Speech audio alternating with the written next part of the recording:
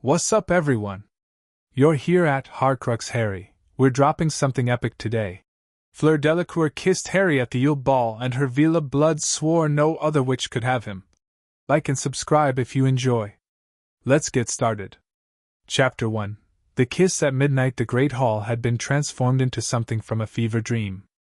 Ice sculptures taller than Hagrid lined the walls, catching candlelight and throwing it back in fractured blues and whites.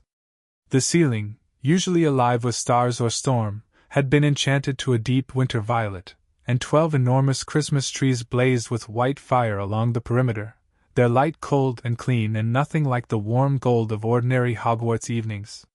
The tables were gone. In their place, 100 round ones draped in silver cloth, and at the center of everything, a dance floor that hummed faintly with its own magic, polished to a mirror shine. Harry hated it. Not because it wasn't beautiful. It was absurdly, almost offensively beautiful, the kind of beautiful that made you feel underdressed just by looking at it, which Harry was, despite Parvati's best efforts with his robes. He hated it because he was supposed to be enjoying himself, and he wasn't, and that felt like one more thing he was failing at. Parvati had stopped talking to him 20 minutes ago, which was fair. He'd spent the first half of the evening watching Cho Chang dance with Cedric Diggory with the specific, quiet misery of someone watching the last train leave a station they'd been sprinting toward. He'd watched Ron sulk. He'd watched Hermione, and that had been the only genuinely surprising thing about the night, because Hermione looked good, actually good, in a way that made him feel slightly guilty for noticing, and she was laughing at something Victor Crumb said with her head tipped back and her eyes bright. He was glad for her. He was. It was just that everyone else seemed to be inside the evening, and Harry felt like he was standing outside a lit window, watching through glass. He grabbed a goblet of something cold and sweet from a passing enchanted tray and found himself drifting toward the edge of the room, away from the noise. The music was fine. Some famous wizarding band whose name he'd forgotten the moment Percy mentioned it, and they were playing something slow and warm that made the crowd shift and sway like one creature. Harry pressed his back to the cold stone near one of the ice sculptures and watched. That was when he saw Fleur. He'd seen her earlier, of course. Everyone had seen Fleur. She'd come in on Roger Davies's arm looking like something that didn't belong in the same century as everyone else, her silver dress moving like water, her pale gold hair loose down her back. She had that effect she always had, that Veela shimmer, the thing that made half the room tilt toward her like sunflowers toward light. Harry had looked and looked away. He'd been doing that since September. But this was different. She was standing near the far edge of the dance floor, and Davies wasn't with her. Davies was over by the drinks table talking to someone with the exaggerated enthusiasm of a person who was grateful to be anywhere Fleur wasn't looking directly at him. Fleur was watching the dancers, and she was doing something Harry had never seen her do in public before. She looked tired. Not in a physical way. In the way of a person who had been performing for hours and was, for one unguarded moment, allowing their face to be honest. The shimmer was still there. It was always there. It was her. Harry wasn't sure it ever fully switched off, but her expression had dropped everything careful and composed, and what remained was a young woman who was, by Harry's read, having roughly the same night he was. He didn't mean to walk toward her. He couldn't have told you afterward why he did. Only that it felt less like a decision and more like gravity, a slow, inevitable pull that had nothing to do with Veela magic and everything to do with recognizing something familiar in a person's face. She noticed him when he was 6 feet away. The composure came back fast, the kind of fast that told him it was practice, but not before he'd seen something flicker behind her eyes. Surprise, maybe? Or just the particular wariness of someone who expected everyone who approached them to want something. "Harry Potter," she said. Not unfriendly. Not warm. Somewhere in the careful middle. Fleur.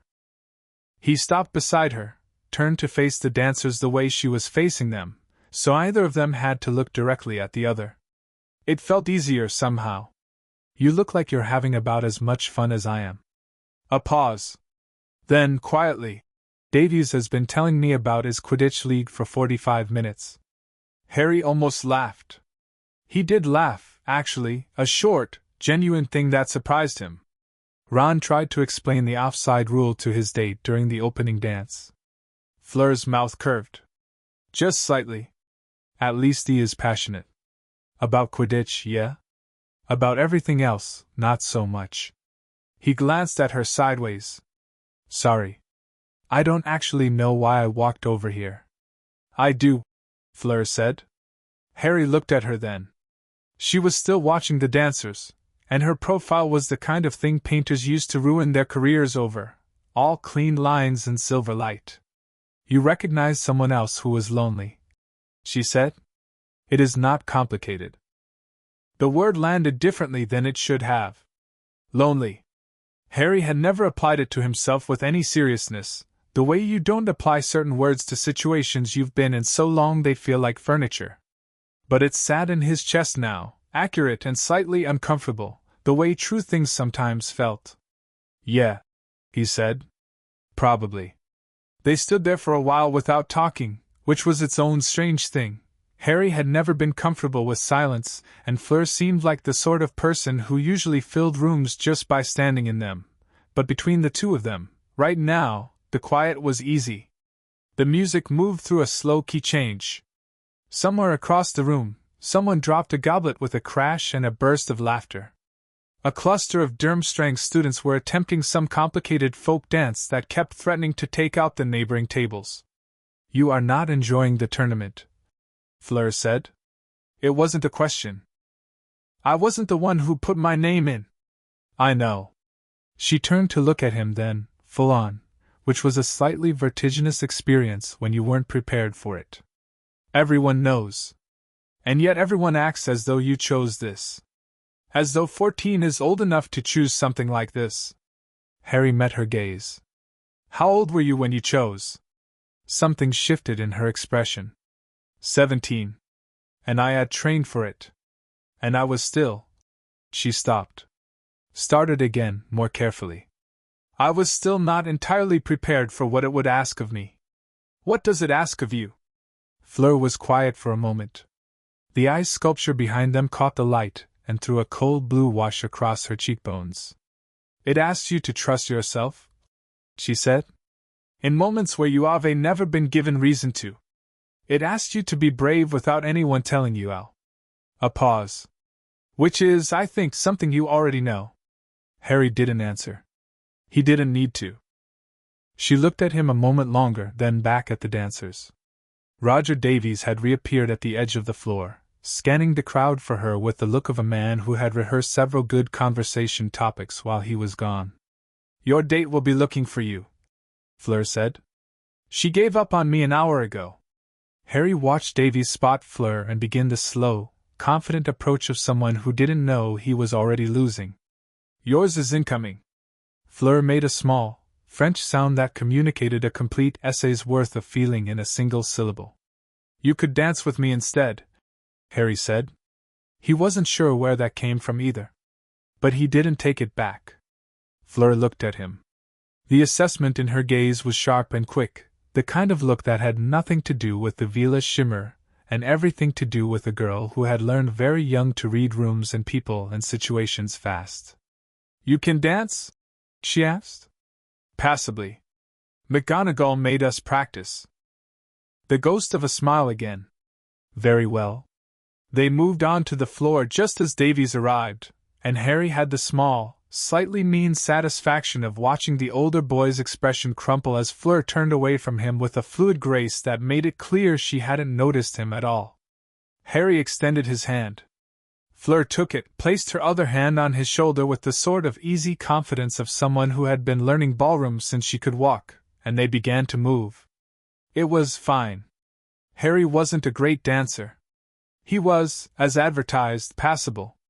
He didn't step on her feet. He kept the rhythm. He held himself upright the way McGonagall had drilled into them over 3 awkward afternoons, and he tried not to think too hard about the fact that Fleur Delacour was 6 inches from his face and smelling faintly of something like warm rain. You are thinking very hard, Fleur said. I'm counting. Counting what? Beats. McGonagall said, Stop counting. Feel the music. She adjusted her hold on him slightly, a small correction, and Harry stopped counting. Immediately, inexplicably, it got easier. His body found something it had been fighting against and let go of it, and the dance became less like a problem to solve and more like a conversation. Move, respond, move.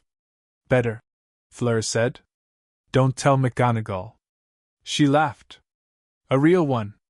It was a surprisingly warm sound, low and unguarded, nothing like the polished public version of Fleur Delacour that drifted through Hogwarts corridors trailing admirers. Harry felt something loosen in his chest at the sound of it. They danced. The music stretched. Around them, the Yule Ball turned in its slow, glittering orbit, and Harry stopped being outside the window. He was, for the first time that night, actually in it, in the light and the warmth and the silver-draped tables and the ice and the violet ceiling overhead. Present. Not waiting for the next disaster. What were you thinking about? Fleur asked quietly. When you were standing by the wall? Harry considered. Cho Chang, he said honestly. And the tournament. And the fact that I'm probably going to die in the lake in February. You are not going to die in the lake. You don't know that. I know that you survived the first task, Fleur said. Against a dragon. A horntail.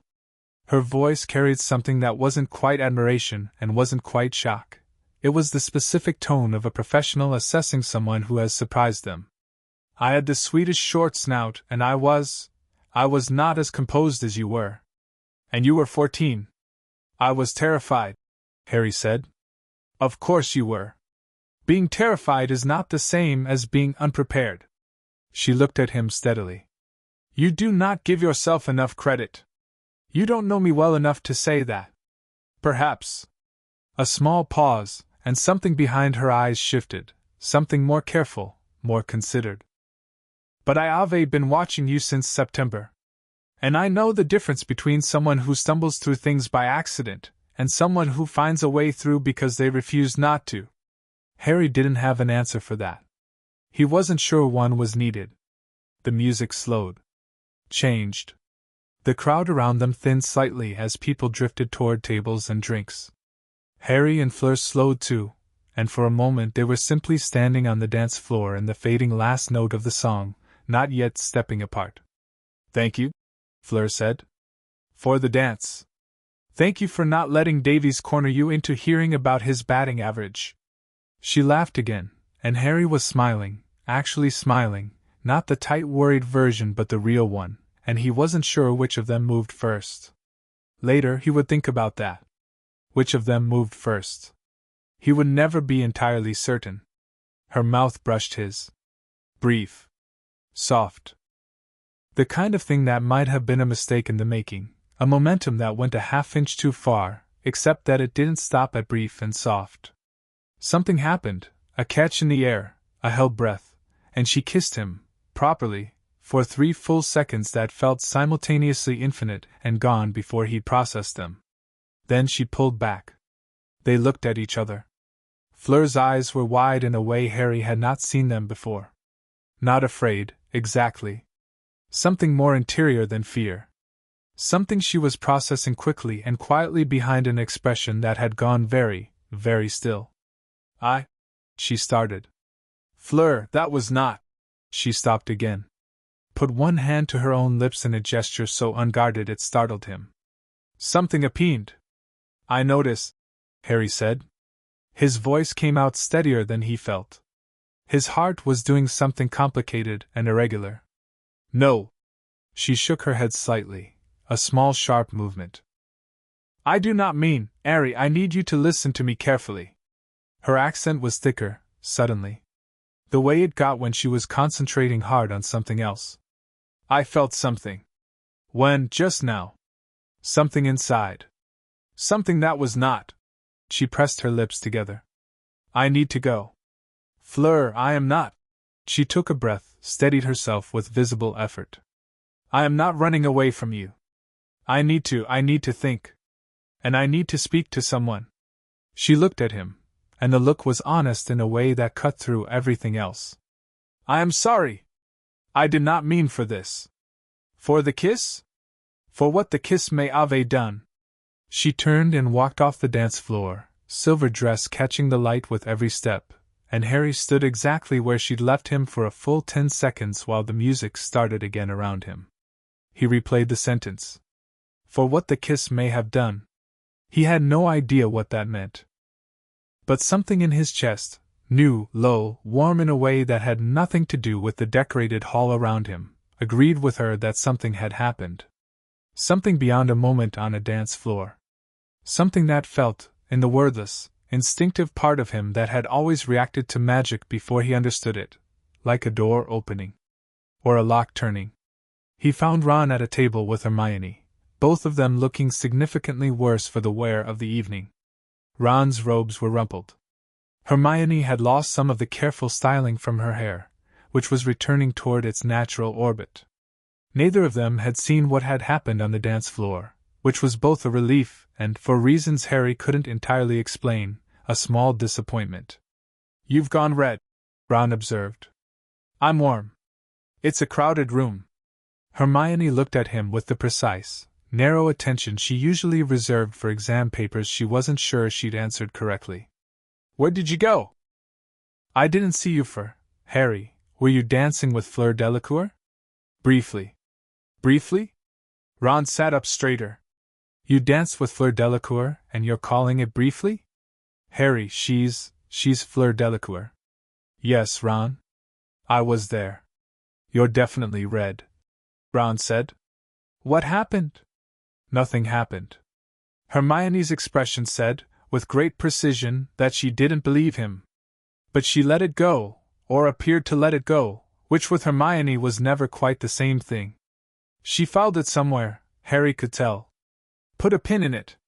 Which was, in its own way, slightly worse than being questioned directly. The ball wound down around midnight. The ice sculptures had begun to drip in the warmth of a room that had held several hundred bodies for hours. The enchanted ceiling had deepened to full black, properly starless, the way the real sky was outside. Students drifted out in small tired clusters, the ones with dates still talking in the animated way of people who knew the night was ending and were trying to hold its last minutes open. Harry walked out with Ron, who had reconciled himself to the evening with the specific philosophical resignation of someone who was mostly just tired now. Hermione had gone ahead. The corridor outside the great hall was cold after the warmth inside, and Harry's breath came out in a thin mist. He glanced back once, couldn't have said why, and through the thinning crowd near the entrance he saw Fleur. She was with a group of Beauxbatons girls, speaking quickly in French, her expression intent and low. As if she felt his look, which was possible, Harry thought, though he couldn't have explained what he meant by it. She turned her head. They looked at each other across 30 feet of corridor. Her expression was unreadable from this distance. Then she turned back to the girls, and someone stepped between them, and she was gone. Harry turned and followed Ron. In his dormitory that night, lying on his back with the curtains half drawn, the castle settled into its deep winter silence around him. The other boys were asleep. The fire had burned low, casting soft orange light across the stone floor. Harry stared at the ceiling and thought about the look on Fleur's face when she'd pulled back. The way she'd touched her lips. The way she'd said "I need to think" and meant it in a way that wasn't about embarrassment or regret, but something else entirely. Something more complicated. For what the kiss may have done. He pressed his hand flat to his chest. There was something there, barely perceptible, the way a sound sometimes sits at the edge of hearing, not sound at all but the sense of one. A warmth. A hum. The feeling of a string pulled taut between 2 points and beginning, very slowly, to vibrate. He'd grown up on the edge of the magical world without quite being in it, then been thrown into the deep end at 11 and had been swimming hard ever since. He knew what magic felt like from the outside, the way it bent the air, the way it settled into objects and places and people. He knew what it felt like in his wand, sudden and sharp, a directed thing. He didn't know what it felt like this. Like something being written. The fire cracked. Ron made a sound in his sleep. Harry closed his eyes, and the hum in his chest was still there, still new, still strange, the feeling of a door that had opened so quietly he hadn't heard it, only noticed after the fact that the air in the room had changed. He fell asleep to it, and did not dream of dragons or dark marks or the long shadow of a name he had been carrying since he was 1 year old. He dreamed of silver, and warm rain, and a laugh low enough that no one else in the room would hear it. He didn't know yet what it meant. But somewhere in the Beauxbatons carriage moored on the edge of the Hogwarts grounds, a girl with pale gold hair was sitting at her desk in the cold dark, poring over a small leather-bound text she'd sent for by Urgent Owl, her face pale and her hands not entirely steady, reading words that her grandmother had made her memorize as a child and that she had never, until tonight, expected to have cause to use. She read them again. And again. Then she sat back and pressed her palms flat to the desk. "Mert," Fleur Delacour said softly, to no one. Outside, the winter lake reflected the castle lights in cold, broken pieces, and somewhere beneath its black surface, something shifted in the dark. Chapter 2. What the Blood Remembers. The first thing Harry noticed the morning after the Yule Ball was that the common room smelled like someone had spilled an entire bottle of Madame Rosmerta's oak-matured mead, and the second thing he noticed was that he could tell, with an inexplicable and unsettling certainty, that Fleur Delacour was somewhere on the northeast side of the castle. He stood at the bottom of the dormitory stairs with this knowledge sitting in his chest like a compass needle finding north, and he did what any reasonable person would do when confronted with information their body had produced without being asked. He ignored it, walked to the breakfast table, and poured himself a very large orange juice. Ron was already there, eating with the focused intensity of someone recovering from an evening that had disappointed him on multiple fronts. He made his peace with the ball the way he made his peace with most things, aggressively, and with food. "You look terrible," Ron said helpfully. "Didn't sleep well." "Me either." Seamus kept humming that song from the band. Kept humming it in his sleep, Harry. The same 12 bars. Over and over. Harry spread jam on a piece of toast and looked at it without appetite. The compass feeling in his chest hadn't gone away. It had, if anything, sharpened slightly, the way your eyes adjust to a dark room, not because the room gets brighter but because you stop fighting the dark and start actually using what you have. Northeast. Up at least 2 floors. Moving. He put the toast down. "Something wrong?" Ron asked. "No," Harry said, and picked the toast back up, and ate it mechanically, and stared at the Christmas decorations strung between the windows and thought very hard about the look on Fleur's face when she'd said something happened. Hermione arrived 12 minutes later, which Harry knew because he was apparently now keeping track of time with unusual precision, another new development he filed quietly away for later examination. She sat down across from them, poured tea, and looked at Harry. "So," she said. "Good morning to you too," Harry said. "You danced with Fleur Delacour for 20 minutes, went red, claimed nothing happened, and spent most of the walk back to the tower looking like someone who'd just touched something they weren't supposed to." She wrapped both hands around her mug. "What happened?" "Hermione, I'm not being nosy. I'm being observational, which is different." She paused. "Well, it's a little bit nosy. But you're clearly thinking about it right now, so you might as well think out loud." Ron looked between them with the expression of someone watching a tennis match. "Yeah, Harry, what did happen?" Harry considered lying. It would have been easy. He'd been deflecting Hermione's questions since first year, and he was broadly competent at it. But there was something about the morning, or the new strange awareness in his chest, or possibly just the cumulative weight of keeping things inside in a castle full of people who wanted things from him, that made the lie feel like too much effort. "She kissed me," he said. The table went quiet. Ron's fork stopped halfway to his mouth. Hermione set her mug down with a small, careful click. "Fleur Delacour kissed you," Ron said. "Yes." "On the dance floor?" "Yes." "In front of, I don't think anyone saw." Ron put his fork down. He appeared to be experiencing several emotions simultaneously, and none of them were entirely compatible with each other. I spent 45 minutes working up the nerve to ask Fleur to the ball in the first place, got shot down in about 3 seconds, and she just, at the ball, Ron.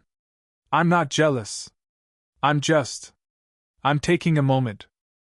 Take your moment. Hermione was still watching Harry. You said she kissed you, she said slowly. But that's not what's bothering you. What else happened? Harry looked at her. Sometimes Hermione's perception was the most reassuring thing in the world, and sometimes it was deeply inconvenient, and right now it was both. She said something afterward. She said? He stopped, tried to remember the exact words. She said she felt something. Something that happened because of the kiss. And she wasn't scared exactly. She looked like she'd just read a bill for something that cost more than she'd planned. Hermione's brow furrowed. She felt something magical. That's what it seemed like. And you? She asked carefully. Did you feel anything? The compass in his chest gave a small, definitive pulse. Yeah, he said. I did. Hermione opened her mouth. Closed it. The look on her face was one Harry couldn't entirely read, something moving through it quickly, something with more edges than he'd expected. It was gone before he could pin it down, replaced by the particular focused expression she wore when a problem had declared itself, and she had started calculating the angle of approach. I'm going to the library, she said. Of course you are, Ron said. Don't, she pointed at him. Say something you'll regret before I know what I'm looking for. She left with her tea, which was very Hermione, the kind of exit that was also a beginning. The castle emptied out slowly over the following days as the Christmas holiday drew down. Most students went home. The ones who stayed behind filled the corridors with a specific holiday looseness, later nights, louder voices, games of exploding snap that went on until the small hours. The tournament champions stayed. Harry suspected this was less choice than requirement. He didn't ask. He saw Fleur twice in the first 3 days after the ball, and both times she saw him from a distance, and did nothing that acknowledged or denied what had happened between them. Once in the corridor outside the library, once crossing the courtyard in the gray afternoon light, breath visible in the cold. She looked at him the way you look at a letter you've written but not yet sent, uncertain what it contains, unwilling to read it back. Harry didn't push. He wasn't sure what he'd say if he did. What he did instead was notice things. He noticed that his senses had sharpened in small strange ways. Not dramatically, not the sort of thing you'd write home about.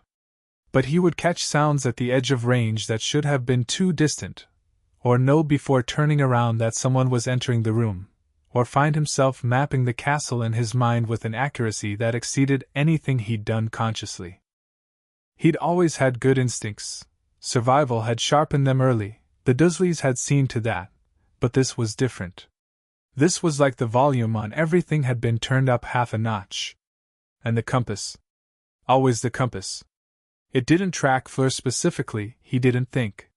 It was more like a warmth in a direction. A resonance.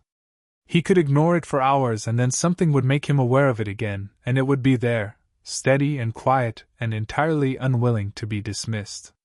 On the 4th day after the ball, he went to find Neville's copy of Magical Creatures and Their Bonds, which Neville had recommended once in a completely different context, and which Harry remembered because Neville rarely recommended books. He found it, sat in the corner of the common room, and read for 2 hours. It mentioned Veela in passing. A paragraph. Half a column, dry academic language, the sort of thing written by someone who had read other people's descriptions rather than ever actually encountering one. It mentioned the allure. It mentioned partial human descent. It mentioned, in a single sentence that Harry read 4 times, that certain Veela bloodlines were historically associated with magically binding emotional responses, the nature and mechanism of which remain poorly documented and disputed. He closed the book. Poorly documented and disputed. That was helpful. He put the book back and went to find Hermione. She was in the library, as she had been every afternoon since the ball, and she had accumulated a pile of books so substantial that Harry almost missed her behind it. She looked up when he sat down, and her expression was the one she wore when she'd been working on something for days and had found enough pieces to form a shape but not yet enough to see the whole picture. "Tell me you found something," Harry said. "I found several things and I'm not sure which of them to say first." She pulled a large, dark red volume toward her. Old, its spine cracked, the title in Latin. "This is Vinculum Antiquus. It's a treatise on ancient magical bonds. It's not on the standard reading list, it's in the restricted section, actually. I got special access by telling Madame Pants it was for research into tournament history." "Which is technically true," Harry said. "Technically." Hermione opened it to a marked page. "Veela bonds are real. That's the first thing. They're real, they're documented, they predate most of the formal magical traditions in Europe. The original Veela were," she glanced at her notes, "elemental fire spirits. What we see now are generations of partial descent. But the blood memory is intact. Passed through female lines. Carries the ancestral magic." "What does the bond do?" Harry asked. Hermione looked at him. "It varies by bloodline and by circumstance. But the common documented element is," she found the line in her notes, "mutual recognition and claiming. The Veela's ancestral magic identifies a compatible individual and marks them. The text calls it a choosing." She paused. "It's not compulsion, Harry. It's important that you know that. It doesn't take your will away. It doesn't force feelings that aren't there. It's more like, it reveals what was already present and makes it permanent. Undeniable." Harry absorbed this. "What does marked mean, practically?" "That's where the documentation gets thin." Hermione turned several pages. "There are historical accounts. Most of them are from families, passed down orally. There's one from 15th century France, a Veela woman and a wizard she bonded with. It describes heightened awareness of each other's location. Enhanced instincts. A kind of, the text says resonance, which isn't very helpful but, like a compass," Harry said. Hermione stopped. "What?" "I know where she is. Not exactly, not her room number or anything. But I know what direction. I know roughly how far." He met Hermione's eyes. "I've had it since the morning after the ball." Hermione stared at him for a long moment. Then she sat back in her chair and pressed her fingertips together the way she did when she was working very hard to keep her face calm. "That's consistent," she said, "with the bonding accounts." "Right. Harry." She stopped. "What?" She looked at the book instead of him. "There's a section here about dissolution. Breaking a Veela bond. It can be done, the texts are clear on that. But it requires both parties to actively choose dissolution before the bond fully matures. And the bond matures." She found the page. "Through emotional and physical proximity. Extended time together. Shared." She cleared her throat slightly. "Significant experiences." "How long does full maturation take?" "The accounts vary. Weeks. Months. It seems to depend on the individuals." She finally looked at him. "The point is, if it were going to be dissolved, it would need to happen relatively soon, and both of you would need to want it." Harry considered this for a while. Around them, the library was quiet, the holiday skeleton crew of students, most of them not paying attention to anyone else. The afternoon light through the high windows was gray and thin. "Do you think it should be dissolved?" he asked. It was, in retrospect, a slightly loaded question, and Hermione's face confirmed that by doing something complicated and compressed. "I think," she said very carefully, "that you should know all the information before making any decisions. I think this has happened very fast and neither of you chose it consciously. I think—" She stopped. "I think it matters whether what you felt was real. I told you I felt something. You felt magic, Harry. That's not the same as—" She pressed her lips together. "The bond responds to something that was already there. But already there could mean a lot of things. Attraction. Resonance. Shared circumstance. It doesn't necessarily mean—" She stopped again, and the careful precision of her language was doing a specific kind of work that Harry noticed but didn't press. "I'll talk to Fleur," he said.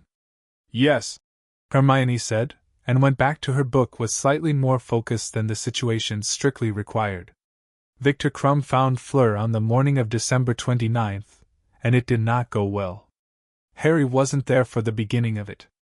He was heading toward the castle's east corridor when the compass in his chest did something it hadn't done before, spiked. Sharp, sudden, like the difference between a slow warm hum and a struck bell. He stopped walking. Felt it again. Then he was moving, not running but close, following the feeling the way you follow a sound when you know something is wrong. He came around a corner near the trophy room and found Victor and Fleur in the corridor. 2 Durmstrang students stood behind Victor at a respectful distance, which was the kind of backup presence that announced itself as backup without explicitly being called what it was. Fleur was standing with her arms crossed and her chin up, and she was holding her own completely, because Fleur Delacour holding her own was as natural as water flowing downhill, but there was a tension in her jaw that Harry clocked immediately. Victor was taller than Harry remembered from a distance. He had the build of someone who'd been throwing his body at Quidditch since childhood, and the kind of natural authority that came from being the best at something in front of large crowds. He wasn't threatening Fleur. His voice was low, controlled. The threat was in the architecture of the conversation, in the backup standing 3 feet behind him, in the particular way he was positioning himself between Fleur and the corridor's exit. "Do not understand what you were thinking," Victor was saying, precise and cold. "We were to attend together. As champions. It was agreed. We attended," Fleur said. "I danced. I sat for dinner. I fulfilled the obligation. You left." Victor's jaw was tight. "With a 4th year. A child." "He is not, he is 14, Victor said flatly. "And you—" Something moved through his expression that was less anger than injury, Harry thought. Wounded in the specific way of someone whose pride has been hit in a place they didn't know was unprotected. "You embarrass me." "I embarrass no one," Fleur said. "I danced with someone I wished to dance with. You were not watching me in any case, you were watching Granger for the first half of the evening." Victor went still. It was a very precise kind of still, the kind that preceded something. "That is not the same," he said. "It is exactly the same." Fleur's voice was even, but there was a blade in it. "You had expectations. They were not met. And now you are in this corridor with your friends behind you, speaking to me as though I have broken a contract." She tilted her head. "I have not broken anything, Victor. We were not together. We attended the ball as champions. That was all it ever was. There were things discussed," Victor said, and the language was careful, diplomatic, the language of things that hadn't been made explicit because making them explicit would have required risk. Harry understood that language. He'd heard it all his life. "Discussed by you," Fleur said. "Not agreed to by me." The corridor held the particular silence of an argument at its pivot point, the moment before someone says the thing that can't be unsaid. Harry cleared his throat. All 5 of them turned. Victor's eyes found Harry and something moved through them, assessment, recognition, a rapid recalculation. Harry stood in the corridor with his hands in his pockets, and held Victor's gaze without any particular effort. "Potter," Victor said. His voice had changed registers. Not hostile exactly. Measuring. "Crumb," Harry said. He looked at Fleur. "Everything all right?" "Perfectly," Fleur said, and the word was steady as stone. Victor looked between them. Harry watched him do the math, watched him see something in the way Fleur's posture had shifted, almost imperceptibly, the moment Harry had appeared. The slight uncrossing of the arms. The drop in jaw tension by a single degree. Victor was observant, Harry realized. He was very good at reading situations. That was a Quidditch skill transferred wholesale into human interaction, reading movement, reading intent, reading what was going to happen before it happened. "You," Victor said to Harry, and his voice was careful in a new way. You dance with her? Yeah, Harry said. And after the dance? That's between me and Fleur. The corridor felt smaller suddenly. Victor's two companions hadn't moved, but they'd shifted weight, the way people do when a situation they thought was under control reveals a new variable. Victor looked at Fleur again. Long, steady, with the expression of someone solving something. The bond, he said quietly. You triggered it. Fleur's face gave nothing away.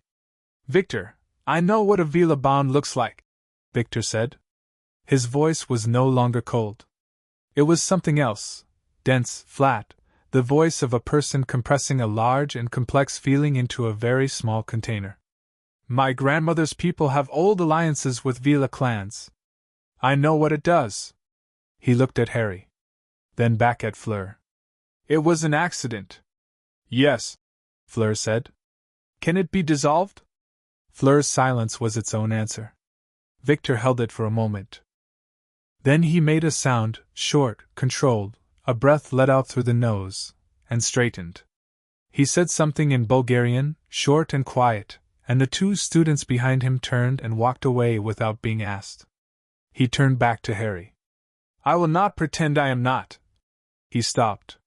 Restarted. I will not pretend I am pleased. But I understand what the bond is. He held Harry's gaze. Do you? I'm learning, Harry said.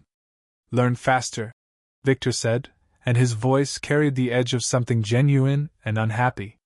And understand that there are people who will not accept it easily. He walked past them.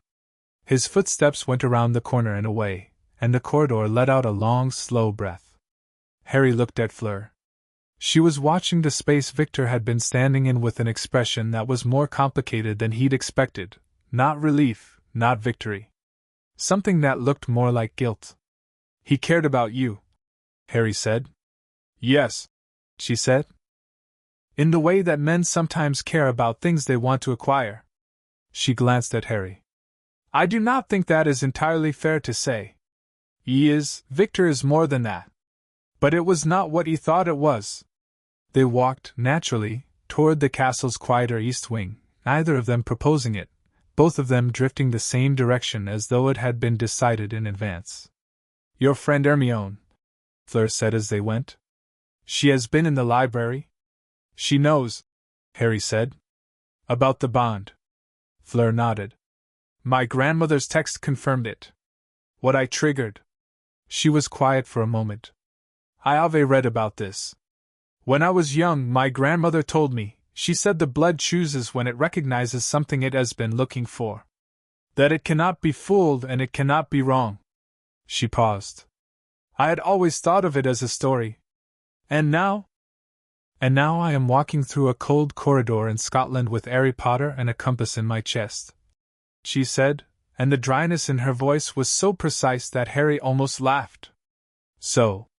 You feel it too, he said. He hadn't been sure. The compass. I feel you, she said simply. Where you are. How far. And when. She stopped briefly. When something appends to you. I feel that too. Or I will. The text suggests it deepens. Harry thought about the first task. About the graveyard waiting somewhere in the future, the dark shape of a tournament that he hadn't entered and couldn't leave. He thought about what it would mean for someone to feel what happened to him in those moments. Fleur, he said. You should know, this tournament. The things that are going to happen in it. I don't know what they are yet. But someone put my name in that goblet for a reason. It wasn't to give me a prize. She looked at him sideways. I mean that if this bond deepens, if you're going to feel what I feel, it might not always be comfortable. I do not need comfortable, Fleur said crisply. That's not what He started. I know what you meant, she said, and her voice was gentler. Harry. I am half Veela. I have been navigating a world that looks at me and sees either a prize or a problem since I was old enough to walk. Uncomfortable is not a new experience. They stopped by a tall window that overlooked the lake. The water was iron gray in the winter light, flat and cold, and beneath it, though you couldn't see them now, were the things that would define the second task. Hostages. Mere people. An underwater clock counting time Harry didn't have. So what do we do? Harry asked. Fleur looked out at the lake. We have two choices, she said. We pursue dissolution, which requires both of us to choose it before the bond matures. Or we do not. What do you want? He asked. She was quiet for long enough that he thought she might not answer. Outside, a group of students crossed the snow-covered grounds below, their voices carrying faintly. When I read about the bond, Fleur said, I felt fear first. And then I thought about why. She turned away from the window and faced him. Her eyes were clear and direct, the Veela shimmer quiet, nothing performing for his benefit. Just her. The fear was not about you. The fear was about needing someone. About being tied. Because I have spent a long time learning to be sufficient to myself because the alternative was being defined by what other people wanted me to be. She looked at him. But the blood does not choose without reason. And the blood chose you. That's not quite an answer, Harry said. No, she agreed. It is not. A small pause. I would like to not make this decision in a cold corridor in December. That's fair. I would like to. She seemed to weigh the words. Spend time. With you. Without performance. Without the tournament, and without other people deciding what this is. And then I would like to make an informed decision. Harry nodded. I can do that. Good. She straightened. Something settled in her posture, a decision made, a course set. Then we begin there. She left the way she'd come, and Harry stayed at the window for a while longer, watching the gray lake. The compass in his chest oriented gently southwest, tracking her back toward the Beauxbatons carriage. He thought about Victor's face. Learn faster. Not quite a threat. Not quite a warning. Something in the middle, the kind of statement that a person makes when they see something coming and can't decide whether to step aside or step toward it. He thought about Hermione, sitting behind her pile of books, her face doing complicated things she didn't say out loud. He thought about the lake, and what was under it. He thought about Fleur's voice saying the blood chose you, not with romance but with something more serious than that, the gravity of someone naming a fact. He pushed off the wall and went to find Ron, who was almost certainly in the common room playing Exploding Snap and blissfully uninvolved in any of this, which Harry found, right now, enormously appealing. He didn't find Ron first, though. He came down the staircase from the east wing and Hermione was sitting on the bottom step with a book in her lap, and she looked up when she heard him, and her expression was different from this morning. The careful, analytical layer was still there, but underneath it something had loosened. Like she'd settled something in herself while he was gone. The bond can deepen without either of you trying to facilitate it, she said without preamble. Proximity will do it.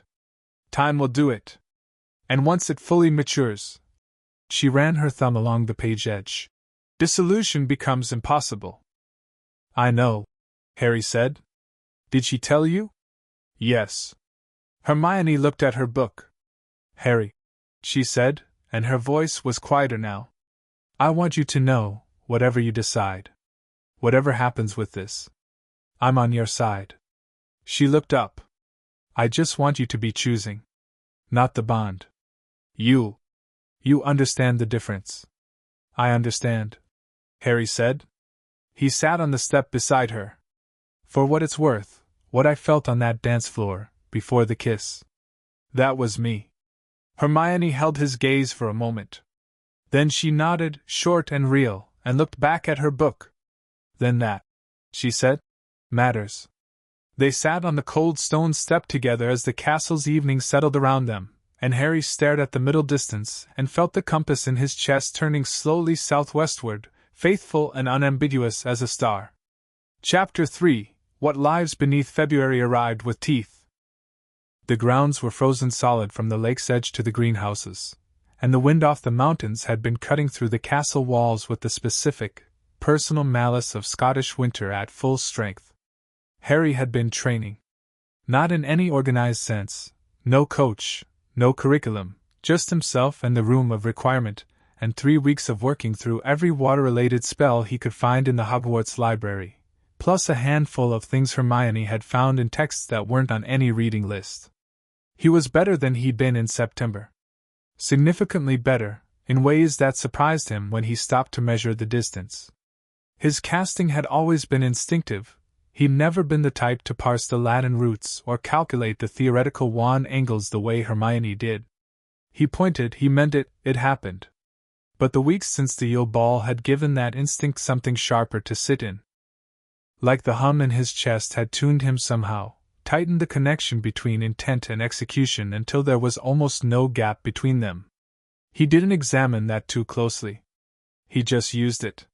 He and Fleur had spent 7 evenings together in January, which was a fact that the castle had noticed and processed in the way that castles full of teenagers process everything, loudly, incorrectly, and with tremendous enthusiasm. By the second week of January, the prevailing Hogwarts narrative had cycled through Harry Potter has a death wish, familiar territory, Harry Potter is under a spell, partially accurate, depending on your definition, and settled on a version of events that mostly involved the word snogging and bore very little resemblance to what was actually happening. What was actually happening was that they talked. It had started practically. Fleur knew things about underwater magic that Harry didn't, and Harry had a blunt, direct way of working through problems that cut through the academic scaffolding Beauxbatons training tended to build around everything. She showed him bubblehead charm variations. He showed her a water resistance technique he developed by accident that she immediately dissected, improved, and handed back to him in a form that was 50% more efficient. They argued about approach. Fleur was methodical, Harry was intuitive, and the friction between those two styles produced, over several evenings, something better than either alone. But they talked about other things too. About what it was like to be looked at and not seen. Fleur described walking into rooms and watching people's faces change, the glazing of the eyes, the Veela allure landing whether she invited it or not, the way it made every interaction a question of is this real or is this the shimmer. Harry described the weight of a name that preceded him everywhere, the way people looked at his forehead before they looked at his face. They want something from both of us, he'd said on the third evening, sitting on opposite sides of a table in an unused classroom, while January rain hammered the windows. They want a symbol. Not a person. Fleur had said. And the terrible thing is, you cannot fully blame them. The world needs symbols. It needs things to point at and say here, this is what we are fighting for, this is what we believe in. You never asked to be one. Did you? She'd thought about it honestly. I asked to be excellent. I thought excellence would make them see past the shimmer. I did not understand that excellence only makes the symbol larger. A pause. But I am beginning to think that is their limitation. Not mine. Harry had looked at her across the table. Yeah, he said. Exactly. The compass between them had not softened with familiarity. If anything, it had grown more articulate, less a general sense of direction and more a specific, textured awareness. He could feel when she was tired. He could feel when she was frustrated. Not her emotions exactly, it wasn't that intimate, not yet, more like the volume of her presence would shift, the resonance in his chest adjusting the way a room adjusts when someone walks in carrying something heavy. She told him, on the 6th evening, that she could feel it too. That when he'd been running drills in the room of requirement until past midnight 3 days ago she'd woken up at 1 in the morning with her pulse elevated and taken 10 minutes to realize what she was responding to. You are absurd, she'd said, but her voice was warm. I needed to get the pressure differential right, you needed to sleep. I slept after. Airy. She had looked at him with the expression that had become, over the course of January, a specifically Fleur expression directed specifically at him, exasperated, fond, 2 degrees away from laughing. You are sharing your exhaustion with me across the castle. This is not an effective study strategy. I'll add it to the list of things to improve. He'd said, grinning. She'd thrown a piece of parchment at him. The morning of the second task, Harry woke at 5:30 with the knowledge already sitting in his chest that today was the kind of day that changed things.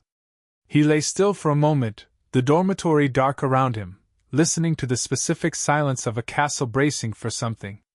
The clue had been solved, the golden egg screaming transformed to something intelligible in the prefect's bathroom, the hour-long soaking in the water, the realization that whatever he cared about was down in the lake. He knew it was Ron. The knowledge sat in him with a cold, practical weight. Ron was down there, enchanted, safe until the hour was up. He thought briefly about Fleur. Whether she'd solved her clue. Whether she'd found a way through. The compass in his chest was steady. She was awake. He dressed in the dark, grabbed his wand and his robes, and went down to the lake. The February sky was the color of iron just before dawn, the clouds low and thick and promising. The castle lights reflected in the lake's surface in cold, broken lines. Already, the stands that had been conjured overnight stood along the bank, tiered, wrapped in house colors, filling slowly with students who'd gotten up early for the best views. The water was black and absolutely still, and Harry looked at it with the specific focus of someone who has made peace with the problem and is now simply ready to solve it. Cedric was already there. They exchanged the nod of two people who had been through the same gauntlet and knew it. "You ready?" Cedric asked. "As I'm going to be," Harry said. Crumb arrived 2 minutes later, unhurried, in Durmstrang red, with the expression of someone whose morning had already been organized and executed to his satisfaction. He didn't look at Harry. Harry didn't look at him, or tried not to, though he was aware of Crumb the way he was aware of all significant presences in his vicinity now. Not paranoia, just attention. Fleur arrived last. She came down the bank with two Beauxbatons girls flanking her and Madame Maxime walking behind them like a ship under full sail, and Harry watched her without pretending he wasn't. She was in competition robes, pale blue, her hair pulled back, her face composed with the professional calm of someone who had decided the morning was going to go a specific way and was enforcing that decision through sheer will. She found his eye across the assembled champions and the distance between them. Her expression didn't change, but the compass in Harry's chest gave a single warm pulse, and he knew she'd felt it too. Dumbledore addressed the crowd. Bagman explained the rules. The hour was stated with the specific dramatic flair of someone who understood that the audience needed to feel the countdown in their bones. They waded in. The water was so cold it hit like a wall. Harry pulled the bubblehead charm up immediately and dove. Under the surface, the lake was its own world.